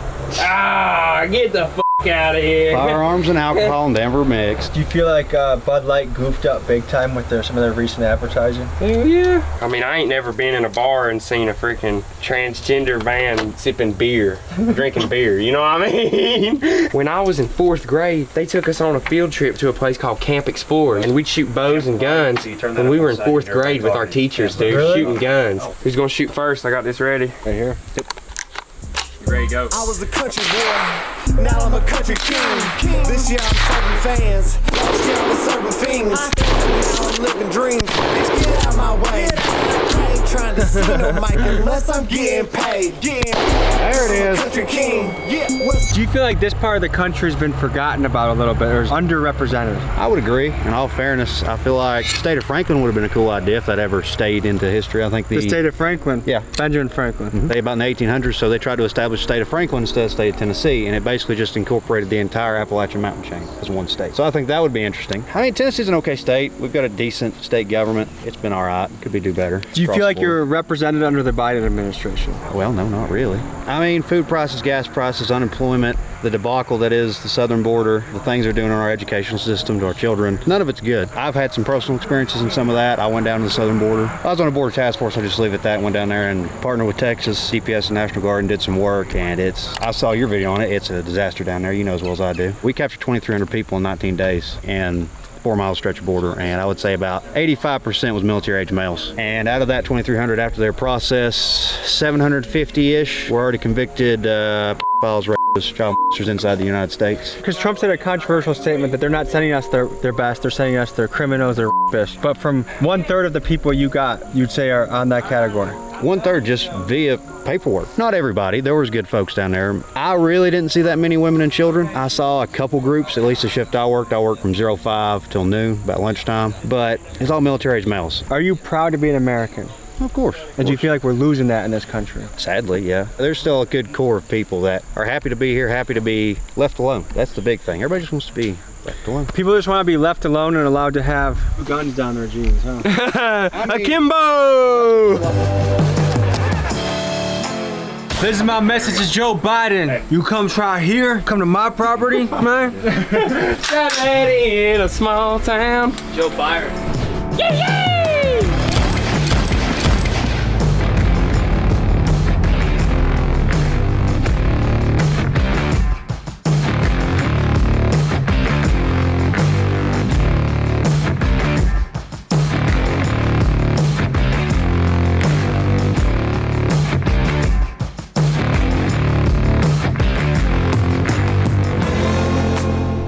In these videos, I love meeting absolute characters. This next scene, we get to go to Kurt Dog's house, and this guy is an Appalachian legend. We're in Kingsport, Tennessee. Beautiful slice of paradise in Northeast Tennessee. This is no place like home. I've been a lot of places, and you know how birds and stuff navigate through magnetism of the earth? Well, my magnetism feels right here. So I hear you're somewhat of a genius. By day, what do you do? What's your profession? Right now, I actually work for the U.S. Army, making explosives at the Holston Defense. You must be damn good if they let you in with all your tattoos. Well, you know, with a degree and a great work history, the possibilities are endless. That's the big house where me and the wife live. And the kids. You see a lot of overgrown trucks and weeds around here. This is a Jeep that I was just given. We're gonna basically turn it into. Was that a birthday gift or a Christmas gift? Just a random, like I need it out of my area. It's got a good motor. What goes down in here? That's just the farmhouse. When we have little shindigs like we do today, people go in there. We got couches, sit, lounge, hang out. This is honestly the dream, is to have a lot of land, peace and quiet. This is a place that the crickets chirp at night, the stars come out. This is the result of deciding to make a lot of good choices along the way. Probably a little later than most. About 27, I got my head out of my rear and worked, went back to college, got my degree. What up, Caleb? It seems like in these parts, having a gun on you is like having underwear on you. Everywhere I go when I'm not going to work. Do you feel like this part of the country is overlooked or underrepresented? Underrepresented in a positive light. I feel like a lot of the focus is on the negative because there's not a whole lot here going on except for, you know, got Music City over in Nashville and all that. You know, this small area, you just assume that it's a bunch of dumb rednecks. I've never been mudding properly before in my life. Properly? So, yeah. You'll probably get it done. Oh yeah, definitely here today. Guys, as we're waiting to heat things up, I should let you know about this. I'm creating the largest gang in America. Big dogs gotta eat. If you want to join the gang, buy a shirt, TommyGMcGee.com. I have you covered. Here's another thing about this area. We are superbly globally relevant, as in Eastman makes products that are used all over the world. All the plastics, all the bottles and stuff like that, they make the polymers that they use to do that. They had a big contract with Coca-Cola for years and Kodak. There's a lot of people out there that make America run, and we're trying to forget about them a little bit. They don't think about the boots on the ground kind of people, you know? Boots on the Playground. That's one of the slogans of the channel. I was getting into Oak Ridge. Oak Ridge, that is where they refined the uranium for Fat Man and Little Boy. It's the bombs that were dropped on Hiroshima and Nagasaki. Oh, that was made in this area, like Oak Ridge. They built an entire city that was, nobody came in or out, but they did the thing there. They made the explosive ordnance that went into that. Yeah. Who wants to show the city boy like me how it's done? Hop in the truck. Hop in the truck. I might need to do a little carb tuning. Bitch, I'ma bounce back. I got a chef full of tools and a whole lot of parts in the frame and the outback. Come build me a truck and don't doubt that. Really building shit up on the scene. Bald head, look like Mr. Clean. Rolling super swappers, I'm the king. Rolling, we ain't off a beam. I've seen some Confederate symbology around here. Yeah. It means something different to people. What does it mean to people? Going all the way back to then, the North kind of controls everything, and South wanted to run their own thing. This slavery thing is terrible, awful. Should have been thrown away a long time ago, but this area shouldn't be governed by them as harshly, because they profit while we make the stuff, Looks like you went hog hunting recently, huh? That's bull. No, I'm talking about hog hunting. He's actually right. All right, folks, we went on quite a journey, and the music that you've heard throughout this video is all this guy right here. A couple guys back here too, but the link is in the description. Blow this guy up. Comment, Big Dog's Gotta Eat. Thank you for the hospitality. Man. Any final thoughts you got? Man, I just appreciate you coming out here and showing love to our people, man. We got good people, and you're good people too, so it's good to get y'all out here and turn up, do a little yee shit. Yee! Guys, the world's a beautiful place. The media is gonna try and tell you it's not, but you can go anywhere to anyone. There's good people. They're trying to breed separation, but when you travel the country, you travel the world, people are friendly, people are wonderful, people are kind, and I experienced that here in East Tennessee and Appalachia. Did anyone get high off secondhand on this? I would say so. Would this be enough to kill me? All right, folks, today we're exploring Meth Mountain, and behind me is a meth lab that blew up.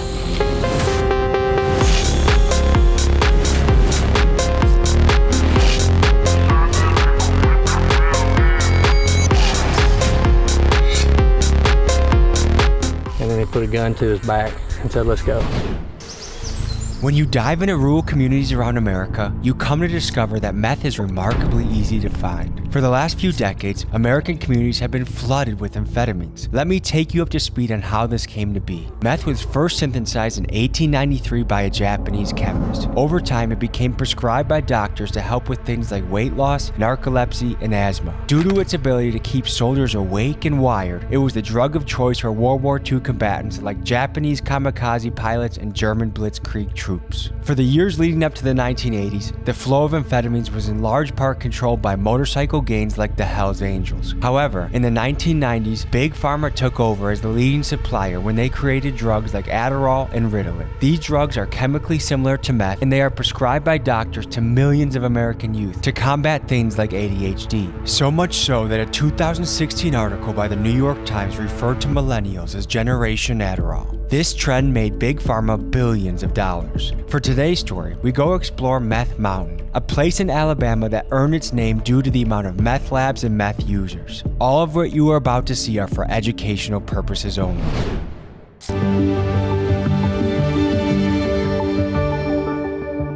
We're here in Gadsden, Alabama, and we're waiting for our local contact, Lauren, and I just have a feeling she's pulling up in a pickup truck. What is this place known for? Just a regular neighborhood. When I first talked to you, you thought I was going to be asking you for money. Are there a lot of sketchy people asking you for money these days? Yeah. Has that increased a lot in the last few years? Yeah. Do you feel like the Biden administration is watching out for the people of Gadsden? Do you feel represented? Yes. If Trump came back into office, how would you feel about that? Tell the truth, I feel bad. Why is that? He wasn't doing what he was supposed to do. Where the heck are we right now? Attala. Attala? We're at Attala here, Gadsden over there. Were we just in kind of a sketchy area? Very sketchy. That's why I didn't even think about that Walmart, because I don't ever go to that Walmart.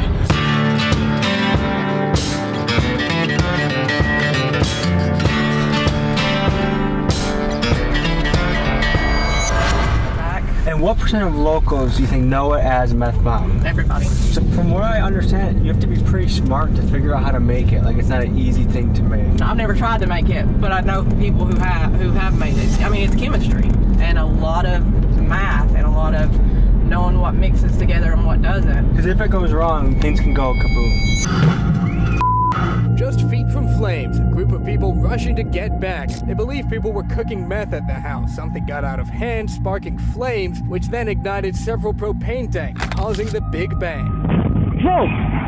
Whoa! Quickly. And are there places around here that have blown up from a meth lab gone wrong? Oh yeah, we've had the fire department has had to respond to several. They will be busting a lab when the people run. Everything kind of turns, you know, knocks over, things mix, causes it to blow up. And then they have another kind that's different than an actual lab. It's called shake and bake, and you add everything into a 2-liter and shake it.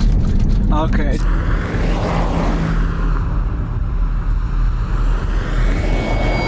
What percentage of people in this area you think are into meth? So what got you into it and what got you out of it?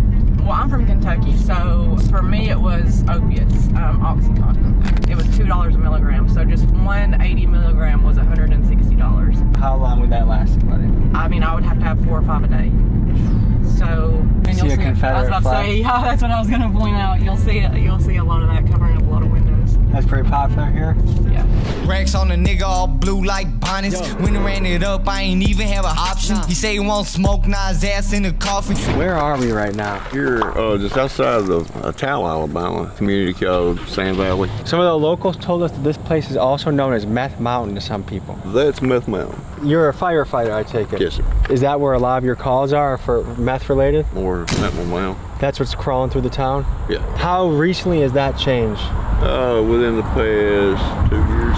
How long have you been a firefighter for? 25 years. Okay, have you ever gone to a call where a meth lab blew up? Yes. Tell me a story that comes to mind. House trailer that had the whole end blowed off of it. Had a female that was burned the place down. Being a fireman sounds nice, but I imagine some of the things you have to see are pretty tough for a man to see. Oh yeah, I have PTSD from it. What do you think could be done to help the fentanyl and meth crisis that's hitting here, but also hitting so many places in America? Close the borders. Why do you think the borders are as open as they are right now? Because the politicians got more worried about their money getting in their pockets than they're about their citizens. Everyone kind of feels like they're getting by the government right now. Do you feel that?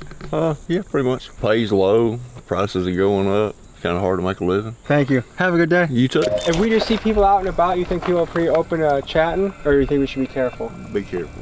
Yeah? Be real careful. And what makes you say that? I went on calls before and had guns pulled on me. Even though you're a fireman helping? Yeah. Well, I'm wearing my fast shoes today. Yeah, exactly. Keep them tight. Thank you.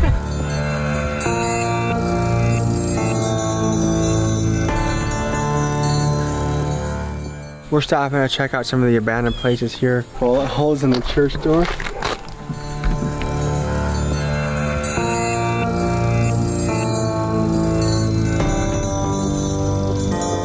I almost think this is a symbol, a greater symbol of like the church falling and the church collapsing and drugs taking over. I think America used to be a much more Christian place, and agree with that stuff or not, it kept people on a certain path in life. And when Nietzsche said God is dead, the question that comes after that is what replaces God? I'm a rapper, I'm a freestyle rapper. Oh, I actually really? just got done in my barrels. So, but yeah, this is actually one of the most darkest parts in the valley. Right over there on that property, there was a double homicide and a suicide. Ever since then, every time somebody tries to build over there or something goes on, they always leave. Right over here, there used to be rituals and stuff on this road. We call it Party Road. And there used to be actual like demon worshipers that would have rituals and circles, and they blocked the trail off, but there used to be patterns and stuff up there, and you could see all kinds of creepy stuff where they'd done rituals. This seems like a place where kind of just strange things happen. Yes, all the time. Actually, a red house down the road, it's about 4 houses down on the left, and they actually worship Satan. Wait, we're just down the street from some Satan worshipers? Yeah, and we love Jesus. We're Jesus worshipers.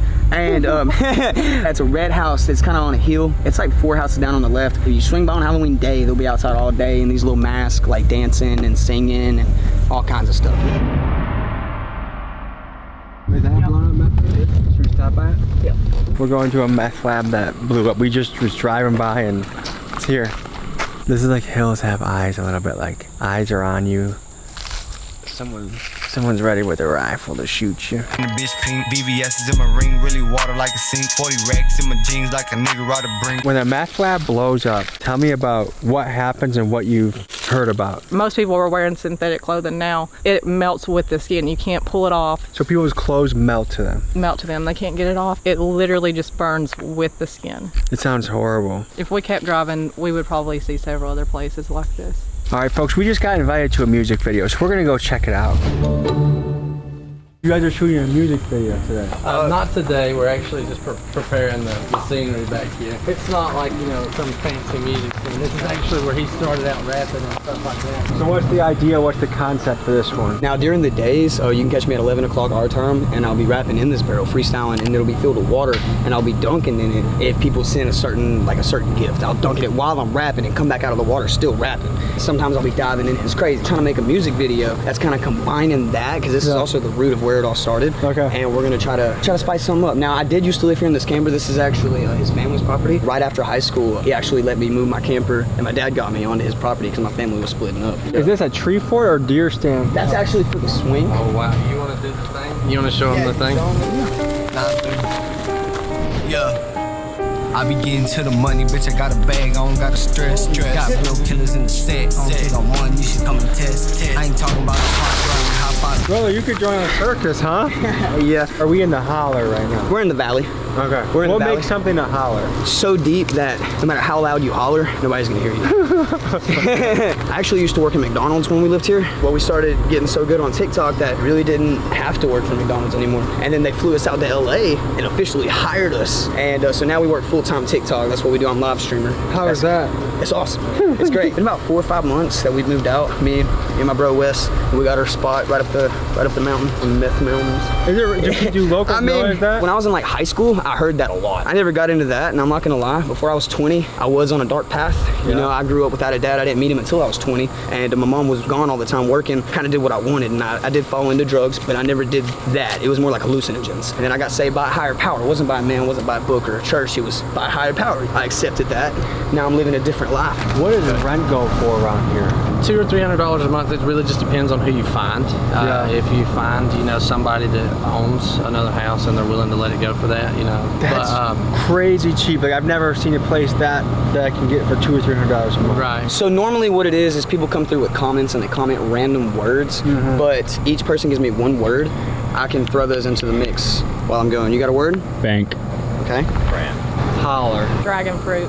Bro, my name is CJ, I just hope you understand. I'm trying to make 100 or maybe 1,000 grand. You know I'm about to make it to the top, I understand. I'm about to make the bank, you know I'm about to stack it for the man. I'm about to grow up, you know I'm really about to show up. They want to take me out the box like I was just Crayola or maybe a crayon, you know they really moving on. I'm painting pictures, illustrating, they thinking they want to yawn. Hey, you can find me at West_Smith7. Oh! Maybe the #1 freestyle on the channel so far. All the gangster rappers we've interviewed that don't want to freestyle for the camera, this guy's got you beat, all right?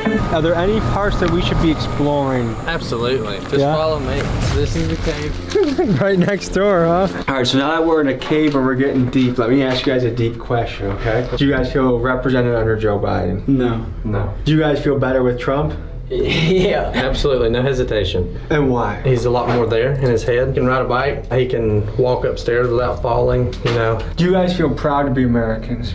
Yeah, always. We really are free, man. I was able to quit my job working at McDonald's to become a full-time TikToker. You know what I'm saying? Something that I can only imagine of when I was younger. People grow up here and it's like there's nothing to do. You got a lot of people getting STDs. That was something that Alabama was known for. And you got a lot of drugs, like you said, that was called Meth Mountain, is because people are so bored that they have nothing else to do. So you find all these crazy things happening. I've heard the same thing in the hoods too, is like the reason things are the way they are is partly just because kids have nothing else to do. How do you solve that? I was one of those kids, you know. I didn't know my dad until I was 20. My mom was always working, so I was really on the streets doing whatever I wanted to with kids that called themselves my friends, but as soon as I really needed something, they were nowhere to be found, but I was always there for them. Before that tree fell, that blue barrel that you see me in the live, I was way up there on the hill. I was supposed to stop before I came over this hill, but I came over the hill and I dropped right there.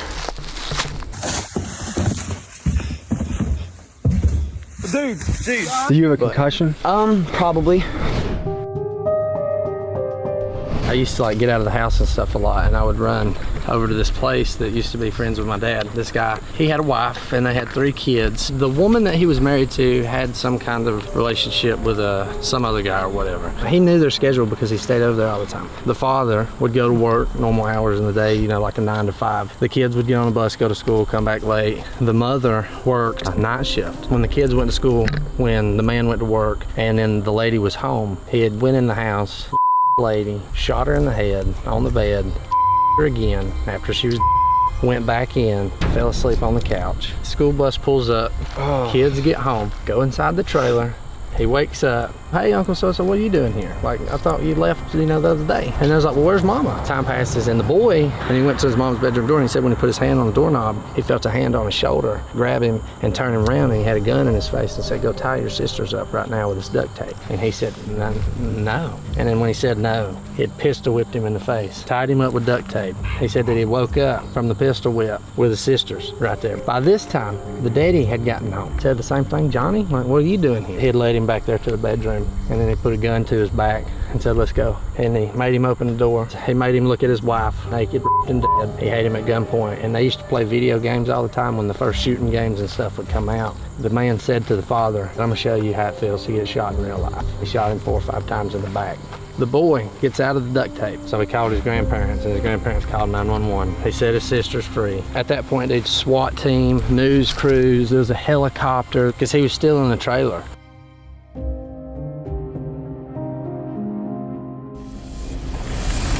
Right here, we can actually walk over here, I'll show you the entrance. Behind these gates, the most brutal of murders and rape. Yeah. We're gonna go to the top of this mountain and see what we find. All right, sounds good. Take it easy. You too, man. We explored deep into the folds of Meth Mountain, and we were able to find a man that had first-hand experience in a trailer full of an awful lot of meth. So we sat down and we spoke to him. What got you started into the world of meth? Boxing. So did you have an injury, or what started to boxing? Yeah, I wrecked a motorcycle. So you got prescribed legal painkillers by your doctor? No. You found some from a friend? Yeah. Do you view meth as beneficial in your life or negative? Yeah. You seem like a normally functioning human. Like the average person, if they were to see you in the street, they might not know. No, they wouldn't. How long have you been doing meth for? 8, 9 years. What was your first hit of meth like? Really don't know. Can you sleep when you take meth? Yeah. How many times a day do you have to do meth to feel okay? 3 or 4. And what does a meth habit cost somebody a day? Maybe 200 a week. How hard is it to find around here? It ain't hard at all. How much meth is this on the table right now?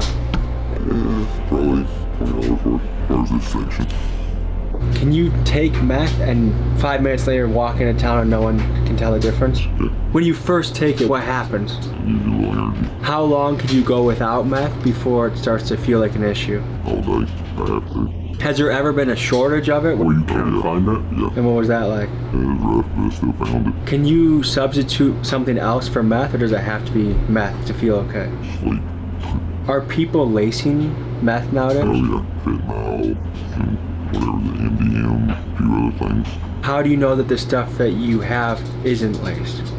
I don't. Other than the way it burns. It's in lace, it'll turn black. Do you get it from a consistent source? Fairly. When you were the source, did you have people coming in and out of your house all the time? No. I had a couple, but it wasn't like that. Do you see a way to get off of it? Lay down for about a week. And kind of suffer through it? Yep. I mean, you don't really hurt, you just crave it a little. Do you think you can be a productive member of society on meth? I already am. For someone like me that has never tried it, would this be enough to kill me? No.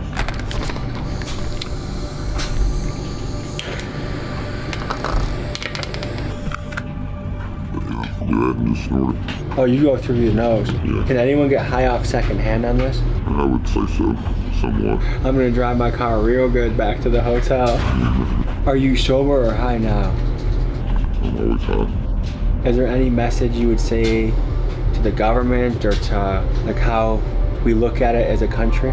Stop supplying Suboxone and methadone just a bit. Do you hope to get off it one day? I already plan on. I've been slowing down. They are? Do you know who they are? How many times a day do you guys have a moment like that where it's like, oh no, are we about to get into a shootout? A lot. 26 defendants have already been arrested, including the top 2 ranking members of both groups. Police still looking for 22-year-old Kari Kelly of Decatur.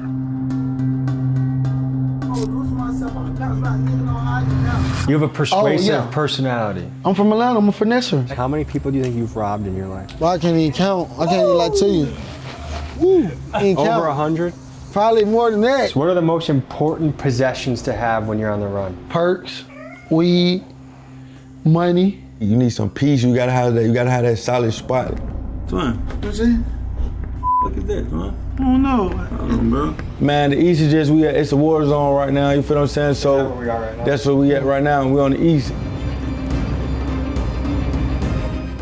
In this episode, we spend 48 hours on the run with wanted fugitives RX Yano and La Gutta. Yano recently spent 2 years on the run before beating a murder charge and a murder for hire case. Murder, assault, robbery, and carjackings. Some of the violent crimes Gwinnett County investigators say 26 alleged gang members carried out across metro Atlanta. Police still looking for 22-year-old Kari Kelly of Decatur. And today what he's wanted for is a long list of offenses, including a countless number of alleged armed robberies. Bro, I ain't gonna lie, bro. We done robbed a nigga every day of July.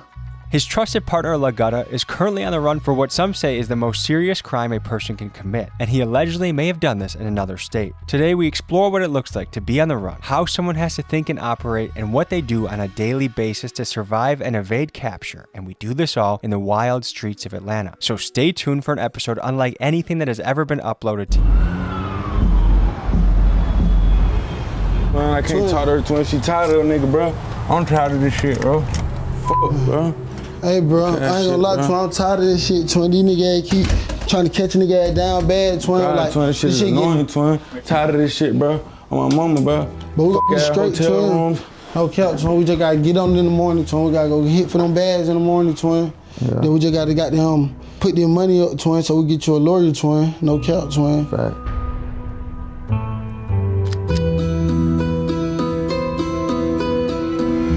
What's happening, man? Right here, what's going on? Good to meet you, man. Good to meet you. Good to meet you, brother. How are you? I'm good, bro. I'm excited. Just took this before I came for you. Yeah? I just took that before I came. Had to have some You took that from somebody? We just took out 3 of these plain Jane. Watches in the chain. My brother back there got the chain on. We just Good to meet you guys. videos. You guys just engaged in a theft operation before you came here? I had to put it on for you. We went to sleep at like 6 in the morning, then wake up to 10:37, then get haircuts till 11:40, then rob the nigga until like 12:45. Soon after we robbed him, you said, I'm here. What's your name?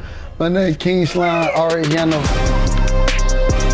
And what are you on the run for? I was on the run for murder for hire, RICO charges, not be the murder, you feel me? And what were the RICO charges for allegedly? The RICO charges are for murder, robbery, cartels, gang violence. It was a group case, so once I got in there, you feel me, everybody already took a lot of charges, you feel me? So once I got in there 2 years, a year and a half later, they didn't have no evidence to stick to me. So only evidence they had to stick to me was me.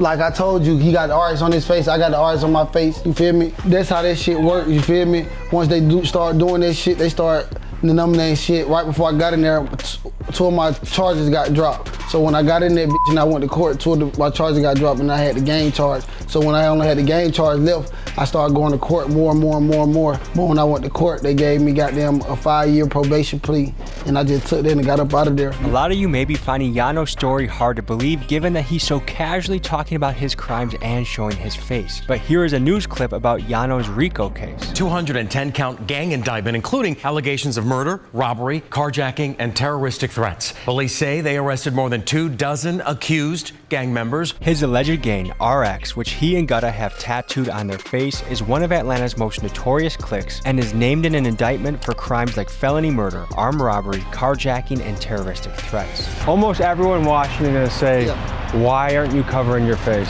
I don't give a fuck, Tommy. They gotta do their job. You hear me? Like, look, Gutta, young demon, and I'm on the run for a murder out of Virginia. I've been running since I was like 16, in and out of jail since I was 14.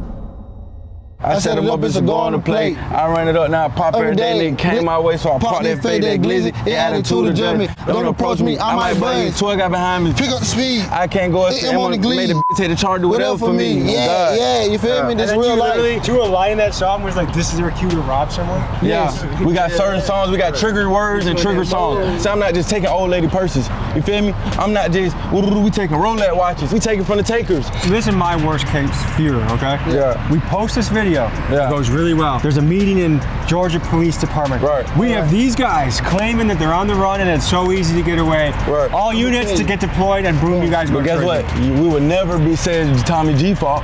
Guess what? We know what we do. We know what this shit come with. You guys are aware of how terrible the conditions are in Georgia prisons? Yeah.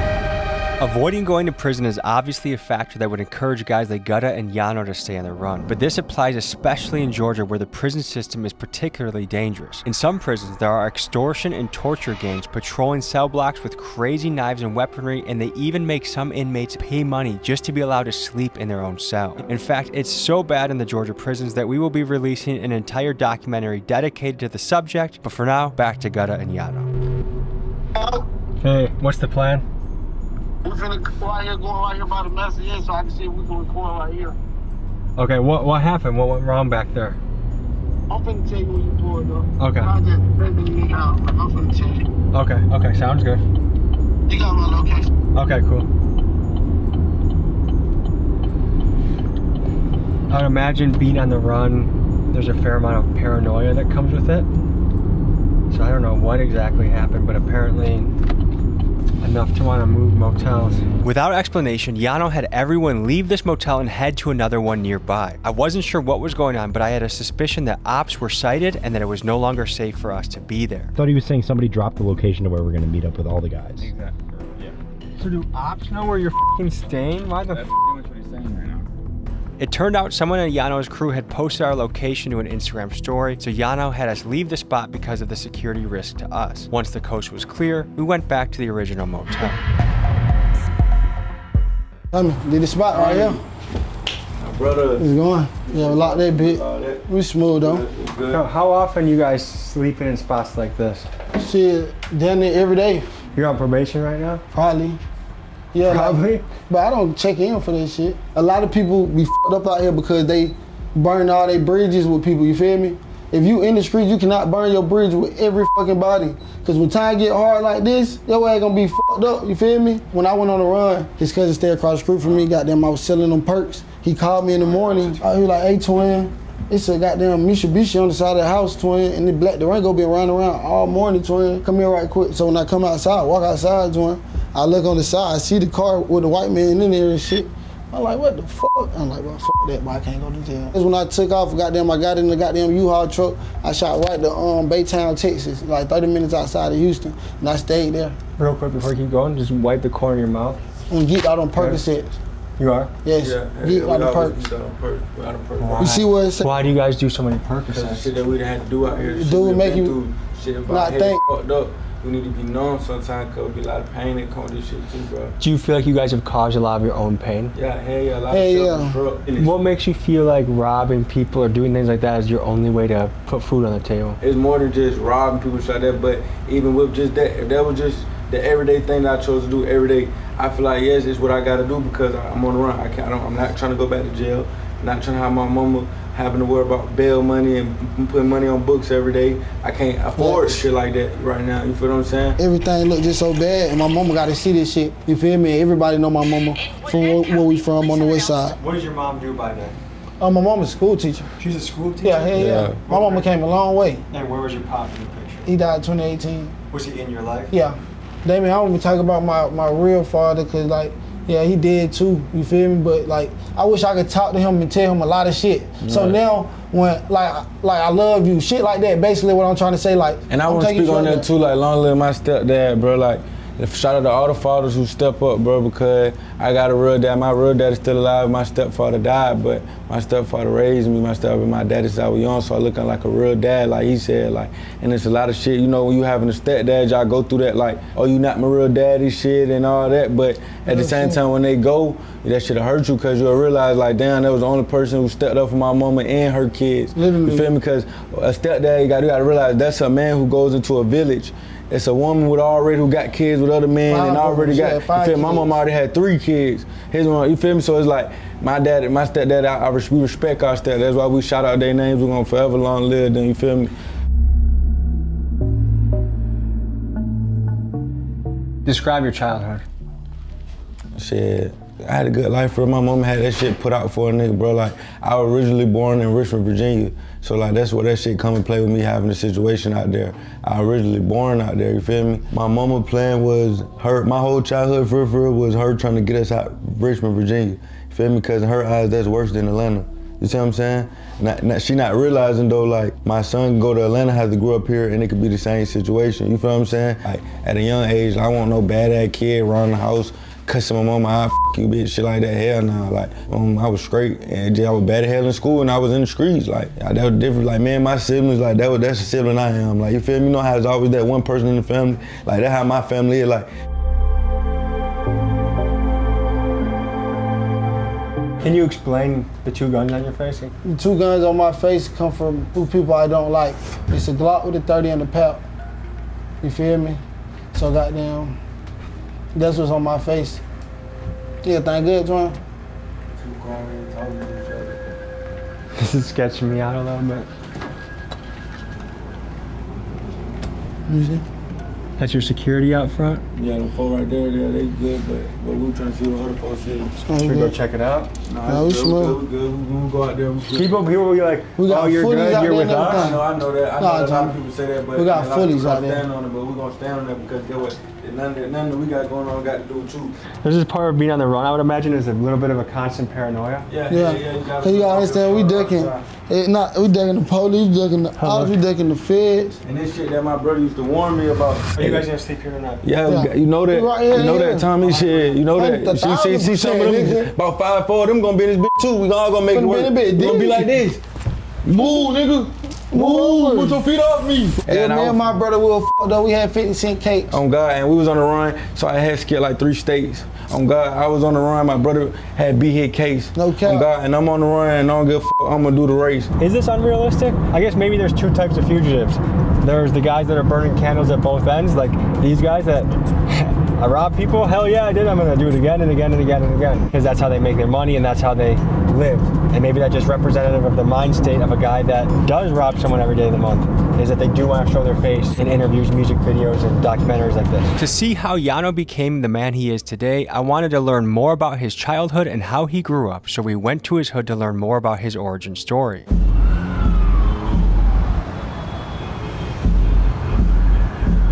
That's where you grew up? Yeah, that's where I grew up, right here in the apartment right here.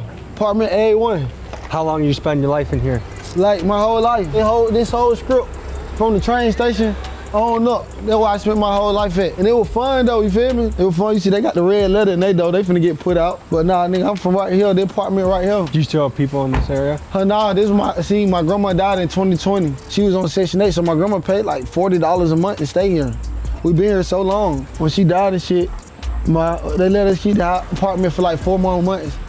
But after that, they was like, goddamn, you got a renewed lease. So would you say that's really common around here, is multi-generational family, grandma, mom, kids? Yeah, back then everybody was outside. See, I stayed right here. My best friend Chet stayed right here, he did. My other partner Guwap, we ain't cool no more. Goddamn, he stayed down there. My auntie stayed right there still. My other auntie stayed right here still. The candy lady, that was my auntie too, cause you know how your uncle the candy lady, so that's your auntie now.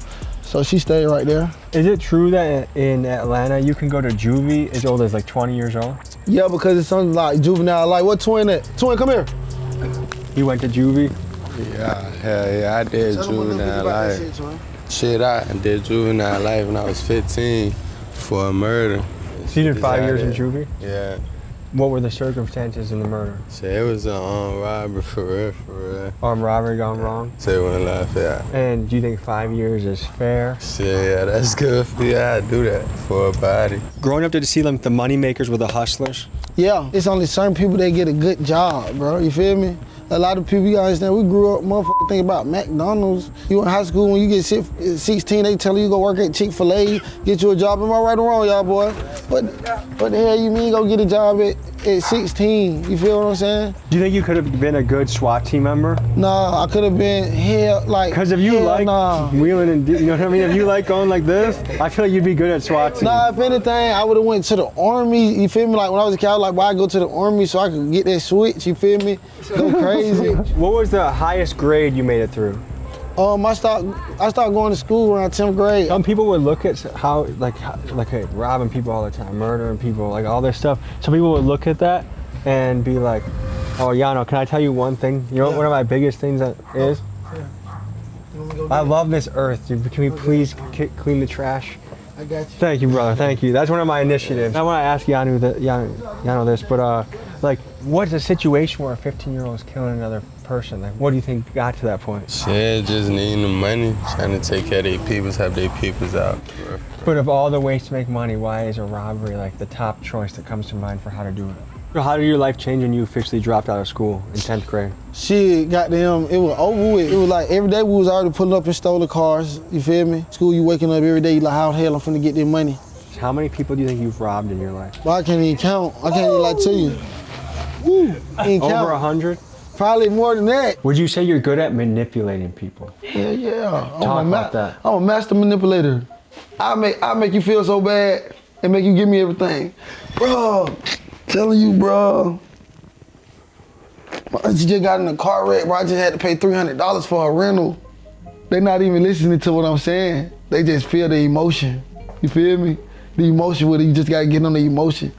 Yeah, twin, bro, God, twin, that shit f*** me up, twin. Oh God, twin, I just need about a zip, about 5 perks, about $200, twin, real quick, twin. So I'm finna go shoot a nigga, twin. No, no, gutter, don't do it. I got you, come on, let's go. Huh, twin, they go 200, huh, gutter, they go 150.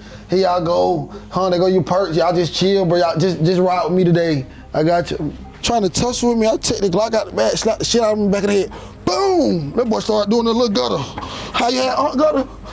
Gutter. He started running and shit. He go sit in the car, his partner texts me like, man, Yano, bro, why you do that, bro? You made him shit himself. I said to him, he shouldn't have called me slime. But you do name yourself that sometimes? Yeah, no, that's my name. Which one is it? Tell me about finessing. It's nothing I can tell you, I can just show you. You feel me? I can finesse very, very good. 30, look how happy he is. We're making him have a great night before he gets slimed out. So after this content, you guys are out? Not next day, we slide him out. Yeah. Look, finessed him, he thought he was loved. You feel me? He was having fun, he thought we cared about him. At the end of the day, we only cared about that gun. Does that sound fucked up to say out louder? Yeah. How important is it having a good girlfriend when you're on the run? I'm just gonna tell y'all, like, shit, it really just matter who it is, bro. You just gotta pick it right, cause for a lot of these females don't know what to do, bro. Like, it's a lot that come with this shit day to day, bro. Like, for a guy on the run, a girlfriend is incredibly important. She provides a place to crash or lay low, the occasional home-cooked meal, and the emotional support needed during an incredibly stressful period of life. Gutta and Yano both had girlfriends they depended on, so I wanted to interview them and see what made it worth it for them to be with such risky partners. So you got a boyfriend that's on the run? Yes. What is that like? Scary. It's traumatizing, overwhelming. I just don't want him to get caught. Like, the main goal is to not get caught. And sometimes it's fun. I'm not gonna lie, it's fun. We be living day by day. Have you been in a high speed with him? How is that? It was fun, but it was like, dang, like, we really doing this? Like, why is we doing this? What makes it worth it? Because to me, it seemed like so much risk. The love. Does anyone in your family think, like, you were out of your mind dating this guy? Yes. Your parents say anything to you? Yeah, my mama. Any of your family say, dude, what are you doing? This is not a good idea. My whole family, like, I don't be caring because I know, like, we gonna pop, like. What is something you've had to do because of the situation that you wouldn't have had to do otherwise? Look over my shoulder every time I go in the house. Do you ever worry that you're just gonna be at the wrong place at the wrong time? Someone they robbed, someone they got back on, someone's gonna see you and you're gonna be just part of the situation even though you didn't do anything? I have been. I'm big on my religion, so I stay prayed up. So it's just like, before we go outside, I pray for all of us. Who do you look up to? God. I mean, him. He not a good role model, but like, I do be on point though, like. We've talked about a lot of the danger side of Gutta, but tell us about the sweet side. Like, tell us like the good things. Like, what do you love about him? What does he got going on? He real soft with me, like. Does he make you laugh a lot?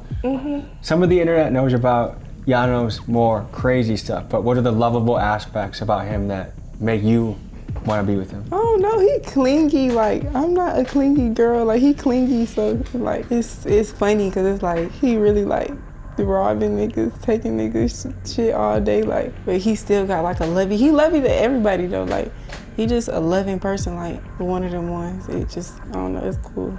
Does he ever wake up in the middle of the night like from All shit the he's time. done? Yeah, all the time. He jump about his sleep. He sweat constantly in his sleep. Like, it's real bad. It's bad to the point, like, when he jump about his sleep, I just pray over him and just hope that he go back to sleep because I already know what it is. What's your dream for Yano? Eventually get right, like this shit not forever, like. What's your hope for the future? Then one day he just turn himself in, we live life, you know? What if the case doesn't go his way and he ends up spending a lot of time? I don't know. Take it when you get it?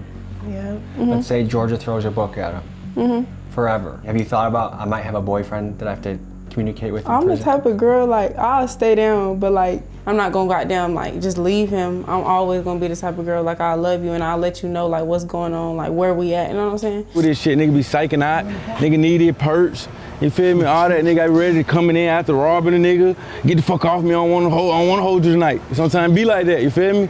So a lot of people, you know what I'm saying, they gotta be ready to deal with it. That's why I did, bro. I got some folks here from Virginia. These some Virginia folks. On my mama, they all the way out here in Appletree. Rich from Virginia, but get what they the real ones though, the real spillers. Did you finish high school? Hell nah. What age did you drop out? 8th. 8th grade? Hell yeah. And summer from 8th to 9th, it's just like a nigga life change, bro. Just like I just start being bad as hell, like you feel me? Like I was just, it was like I was already bad, but it was like that 14, 15 mark. So it was like I started gang banging, I'm towing pistols. The fuck I like going to school too. I won't think about school. I won't thinking, feel me, how I would think now. Like if I go back here, yeah, I go to school, but. For any kid watching this that thinks, this is the lifestyle I want to live. Yeah. Can you tell them? First of all, I'm gonna say go to school. See, I just said I ain't do no school prom. All of your mama wanna see that shit, bro. Your little dumb ass out here thinking you doing something. Your mama wanna see your ass on some pictures and shit doing something good now on the news, bro. Cause you gonna run to a nigga like me and I'm gonna take your gun cause you not in the streets for real. If you had enough money coming in, would you give up robbing? Hell nah, cause get And what? like certain shit would still get. Cause we so fucked up, though, me and like- the gun is so fucked up. We might have $1 million. You might come around with 200,000. We might look at each other, walk out the room and start psyching. Like, why Twin, did you bring it? What is wrong with him, twin? What the fuck? No amount of money would prevent you from robbing. It's that temptation, Man, bro. come That on, adrenaline man. rush. I ain't gonna lie. It's my nephew. How you doing? I've How been you knowing him since he was squat. And his auntie, his mom and grandma, always been my best friend. And ever since he was little, he was always coming knock on auntie door. And I always give him me good food. Sandwiches, chip, juice. Heavenly Father, I ask you to just come around this circle. We all family, Father. We all have fell short, sin. And Father, I ask you to just hear these young people's prayers. Hear their prayers. Let them know that you said if 2 or 3 or more in the midst, you'll show up. And Father, I'm asking you this afternoon to show up and answer their prayers. Because you said you'll never leave them nor forsake them. So Father, I ask you to touch their hearts and minds. You heard their prayers, you heard their minds and hearts. That's it. And y'all stay blessed and keep God first. From now on, do not. I don't care what you get into, where you're going, how deep you get. Call on the Lord. Part of Yano and Gutter's plan to change their life is to blow up as rappers. So they got a studio session booked and got to work. Slummers that's out, that's what I remember. I'll bet she slime around on the gutter. Nigga know how we give up. What the fuck going on right now? That's what bun on the back. Slummers that's out, that's what I remember. One more time, son. Don't sound right. Nigga know how I get down. Caught 2 more, I was losing myself. Back, nigga know how. Come on, twin, go. Alright, look, twin. Keep that, cause I see that. I bounce back. I'ma just say, caught 2 more, I was losing myself. Nigga bounce back, nigga bounce back. Nigga know how I get down. Good, I had done spit this shit when I was locked down in the county. He had laid down next to him. The next day, know my young get back. This me and Lil Gutta first song, so goddamn, you know, we had got into a little bang out with the ops, and goddamn, after that, like 5 minutes later, we were going down Memorial Drive, we had got in the car wreck, Gutta broke your leg, so they been trolling and everything. We been low key, getting back rocking shit, so now we back out, back rapping, finna go hard, so we finna drop this on nigga ass. Can I ask you a really honest question? Yeah. Do you view death or prison as your most likely options in life? No? Yeah, no, I don't really think about this shit like death or jail. Cause I know I can avoid that shit. So what do you think is your most, like, is it blowing up as a rapper? Yeah, I wanna pop as a rapper, and I just wanna be able to goddamn have a voice and to be able to do stuff for people, you feel me? You stay here last night? Yeah. How'd it go? Shit, same as it always be. Shit, just me and Twin. Get up early, get to moving around, handle business, you know, barely even sleeping for real, like just lay our head down, really rest our eyes. Oh, we're doing an interview with him, sir, is that okay? I'm a rapper. He's a rapper. We're doing They doing my interview. Sorry, you have to leave. You cannot do here. To really understand the challenges fugitives face on the run, we looked at something simple but essential: being clean and having clean clothes. Without a stable place to live, how does someone handle something as basic as laundry and showering? Being on the run, you might be house to house, couch to couch, place to place, and a lot of times, like when you living like that, you might got a bag. Like a lot of times, nigga might have a bag of clothes. Like nigga might have a book bag. I done had to sit in laundromats for hours. Me and my girl washing all our clothes because we ain't washed clothes and you feel me, in a minute, in two, 3 months. I'm gonna tell you the real. He keep telling them about the cameras. Yeah, no, I'm coming in here. All right, you good? I'm coming in here to wash my clothes. Why the hell you acting like an asshole though? This my parking lot, nigga. You go look it up. You feel me? You ain't gotta do that, nigga. You feel me? Go ask anybody up here about me, boy. I run this shit. But my uncle them own the shop next door right there. Nigga, my uncle own ATL Exotics. My uncle right there in that Lexus, he own the food spot right here. We with all this shit. We ain't doing none of this shit just for a bigger picture. We just need like 5 minutes just to record a little thing. We be out your way, Twin.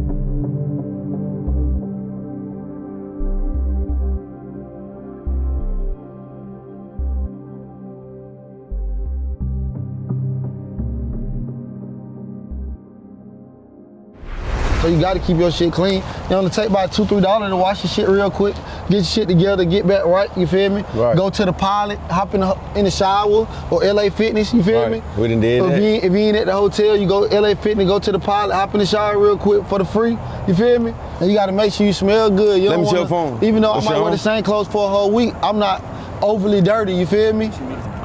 This shit called Gut Busters, Twin. This shit only cost $5. That's a good deal. Nigga. Nah, that shit, anything. Twin, on my mama, boy, this shit is good as hell. Yeah, it's just grits and eggs, bro. I'm from the South, Twin. You gotta mix that shit together, Twin. You want a piece? You know you want a piece. Don't even do that. You trying to look all crazy. You know you want a piece. Come on, I bet Bud's not it.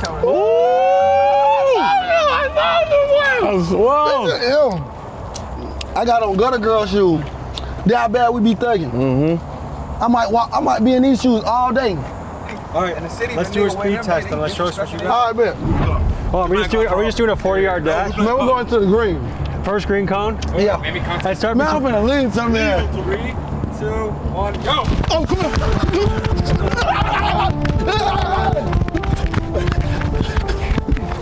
Tommy, get up through there.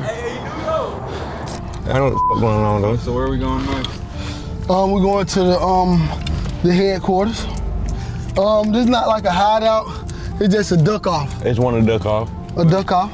Like a duck off is somewhere where you go, nobody know where you at, but you right up under everybody's noses. And then boom. One young demon, the real one. I went to sleep probably like 4:30 after I had done popped another perk and I had done sliding a little nigga for a little third while right quick. Okay, how this shit Get over all the way over to your left you lane. said, are we on any perks right now? Nah, I was just finna look at my manager and tell him like, please, bro, I need one. So put the camera on my manager right quick. DJ Slime Ball. He know I need that perk. My leg fucked up. I'm just after, I don't want to go back to jail. It's on God. It's a lot of niggas who don't care. They be willing to go back. I don't want to go back, bro. I'm tired of that shit. I'm tired of swoles, big buff ass niggas. I'm gonna be real, bro. These niggas be scared to talk about it. Yes, you would get your ass beat in jail. Do you think part of it is because the prison conditions are so terrible that people are like, I will do anything not to go there? Bro, a nigga not trying to go to DeKalb County Jail, Fulton County Jail, Clayton County Jail. Like, Twin gotta understand, Georgia is fucked up all around the board. From people just be talking about prison.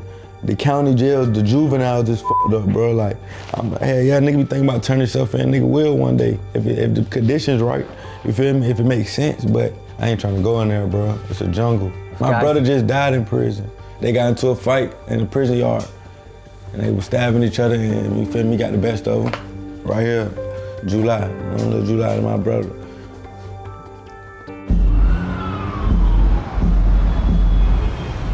right now, like a normal day life on the run, bro, like nigga gotta get his drugs, nigga gotta get everything he need before we go do this shit. So I'm finna go get my drugs, get loaded up, get some weed, get some perk, get some Zan, get some drink. I might get Tommy a perk tonight too, y'all boys. We're going up, let's go. Keegan, real cool. I too? got a question for you. Huh? What percent of your income from robbing would you say goes towards getting perks and other drugs? What would most you? of the money go to responsibilities, but also I say most of it do go to drugs, so I'm not gonna just sit right here and lie to y'all like, hell yeah. I gotta understand, like, it be more to it than just robbing. Like, I hit bro for $2,300 a day because I'm trying to get a goal of $5,500. You feel I'm on the run, but if I could try to get a goal of $5,500, cause I'm trying to get a lawyer, I really wanna turn myself in, shit like that. You want to turn yourself in. Yeah. The best case scenario for you would be save up some money, get a good lawyer, then beat the case so you don't have it hanging over your shoulder. Yeah, right. And then so when I come out of jail, I could just be reformed. When I come out, whatever I do, I could just be reformed, as in like knowing I could go head first with everything, like, and put my name on it. And would you say, speaking of demons, would you say that these perks you're gonna buy kind of silence the demons for you for a little bit? The perks, nigga get on these drugs, really numb a nigga mind, really numb a nigga brain. I got anxiety from being in shootouts, from getting grazed and shit by bullets and I just broke my leg and got in a shootout and crashed March 19th. It's August. They told me I wasn't supposed to walk till December time. Feel me? Like my whole hip was out. I got plates and metal rods in my legs right now. I need perks. You wanna go do your thing and we'll... Yeah, I'm about to go get these drugs. I know these guys aren't people you'd want as your next door neighbors, but especially with Gutta, like you do see good, genuine sides to them, but then you also see a history and a pattern of really bad decisions that damage other people. This neighborhood right here, this neighborhood right here got a 60 on me. $60,000? Yeah. Can you move your car so I can get out of here then if we need to? No, we good. I took this old nigga off. You feel me? The first time he tried to put money on my head, right?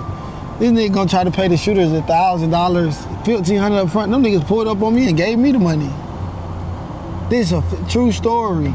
How long ago was this? This was when I was on the run last year. This is a true story. Like. And why did someone put 60 on your head? Cause I took off the old head and he got the money. So, you know, he put the money on top of my head. Is that why you brought 6 cars to this area? Yeah. Okay, that makes more sense now. But sometimes I thought we were doing a foolish trap run at first, but now I usually understand. just be me and look gutted though, but you gotta understand, like, they happy for it, you feel me? Like nigga, you even just see them people in my hood walking past you, damn, nigga got Tommy G out here, they saying it so low. But nigga, they can't believe that your ass in Atlanta. Oh my God, look at what I just saw. I know. Hold on, if I see another motherfucker throw chicken bones out of a window, dude, I'm gonna lose it. I'm not kidding, like this gets me so pissed off, Yano. I got you. Oh, someone else threw their trash out too. I will tell a street hitman, please pick up his chicken bones. Thank you so much. That's one of my big initiatives, you know what I mean? I got you. That's where I stand on business about. You see, I still walk to the trash can. I ain't worried. Do it look like I'm worried? You don't look worried. You guys want to meet there? Yeah. Can we show this? Can we show this on the cam? Oh, you can show whatever you'd like. That's all I need to get in my zone right here. That's a Percocet? Don't give me half time. Percocet. That's a Zan? I was getting you need me some more perks, Twin. I don't got no perks. You gotta get some more perks. Yeah, well, I know, Twin. That's what I'm saying. Can't go to the studio 2 perks. How many perks do you need? You need like 2 more. Like 2 more. How much does a perk cost? $20. $20. You'll buy us 2 per perks? perk? Yeah. Huh? You'll buy us 2 perks? Perks, to me, perks are like one of the worst drugs you could ever put in your body. That's the first thing I need when I wake up.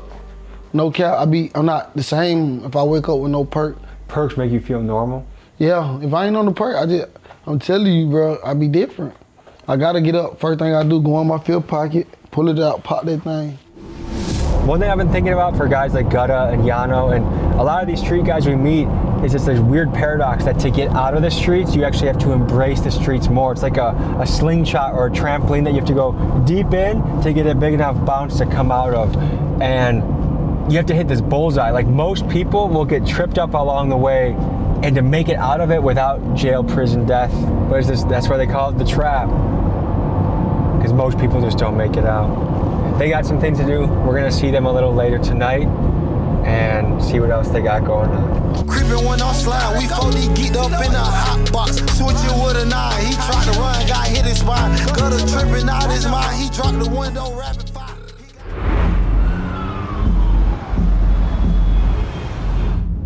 So we're pulling up to what might be the last stop of the night. Oh nice, budgeted and sweet. Look at this car right here. Yep, this is where I would stay if I was on the run.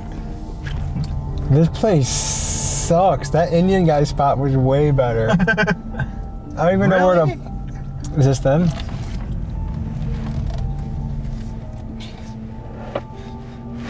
It's crazy when you have that many enemies, how like everyone has to look at everyone as like, this guy might kill me. Do you think they think we're undercovers? Hard to say. Do you think we're witnessing some prostitution? I do think so, buddy. I'm telling you, motels deserve their own documentary. Were they this sketchy back in the day? Twins, how have you guys been? I haven't seen you all day. Good, we chilling. I missed you guys. You gave me a freaking hug, dude. Get over here. Brother, I ain't gonna lie, brother. I miss you, brother. Hey, so y'all niggas, what y'all niggas been doing? Xanax and other stuff. Perks? Me too. I'm geeked right now, Tommy. I got a half a Xan in my pocket. Right now, Tommy.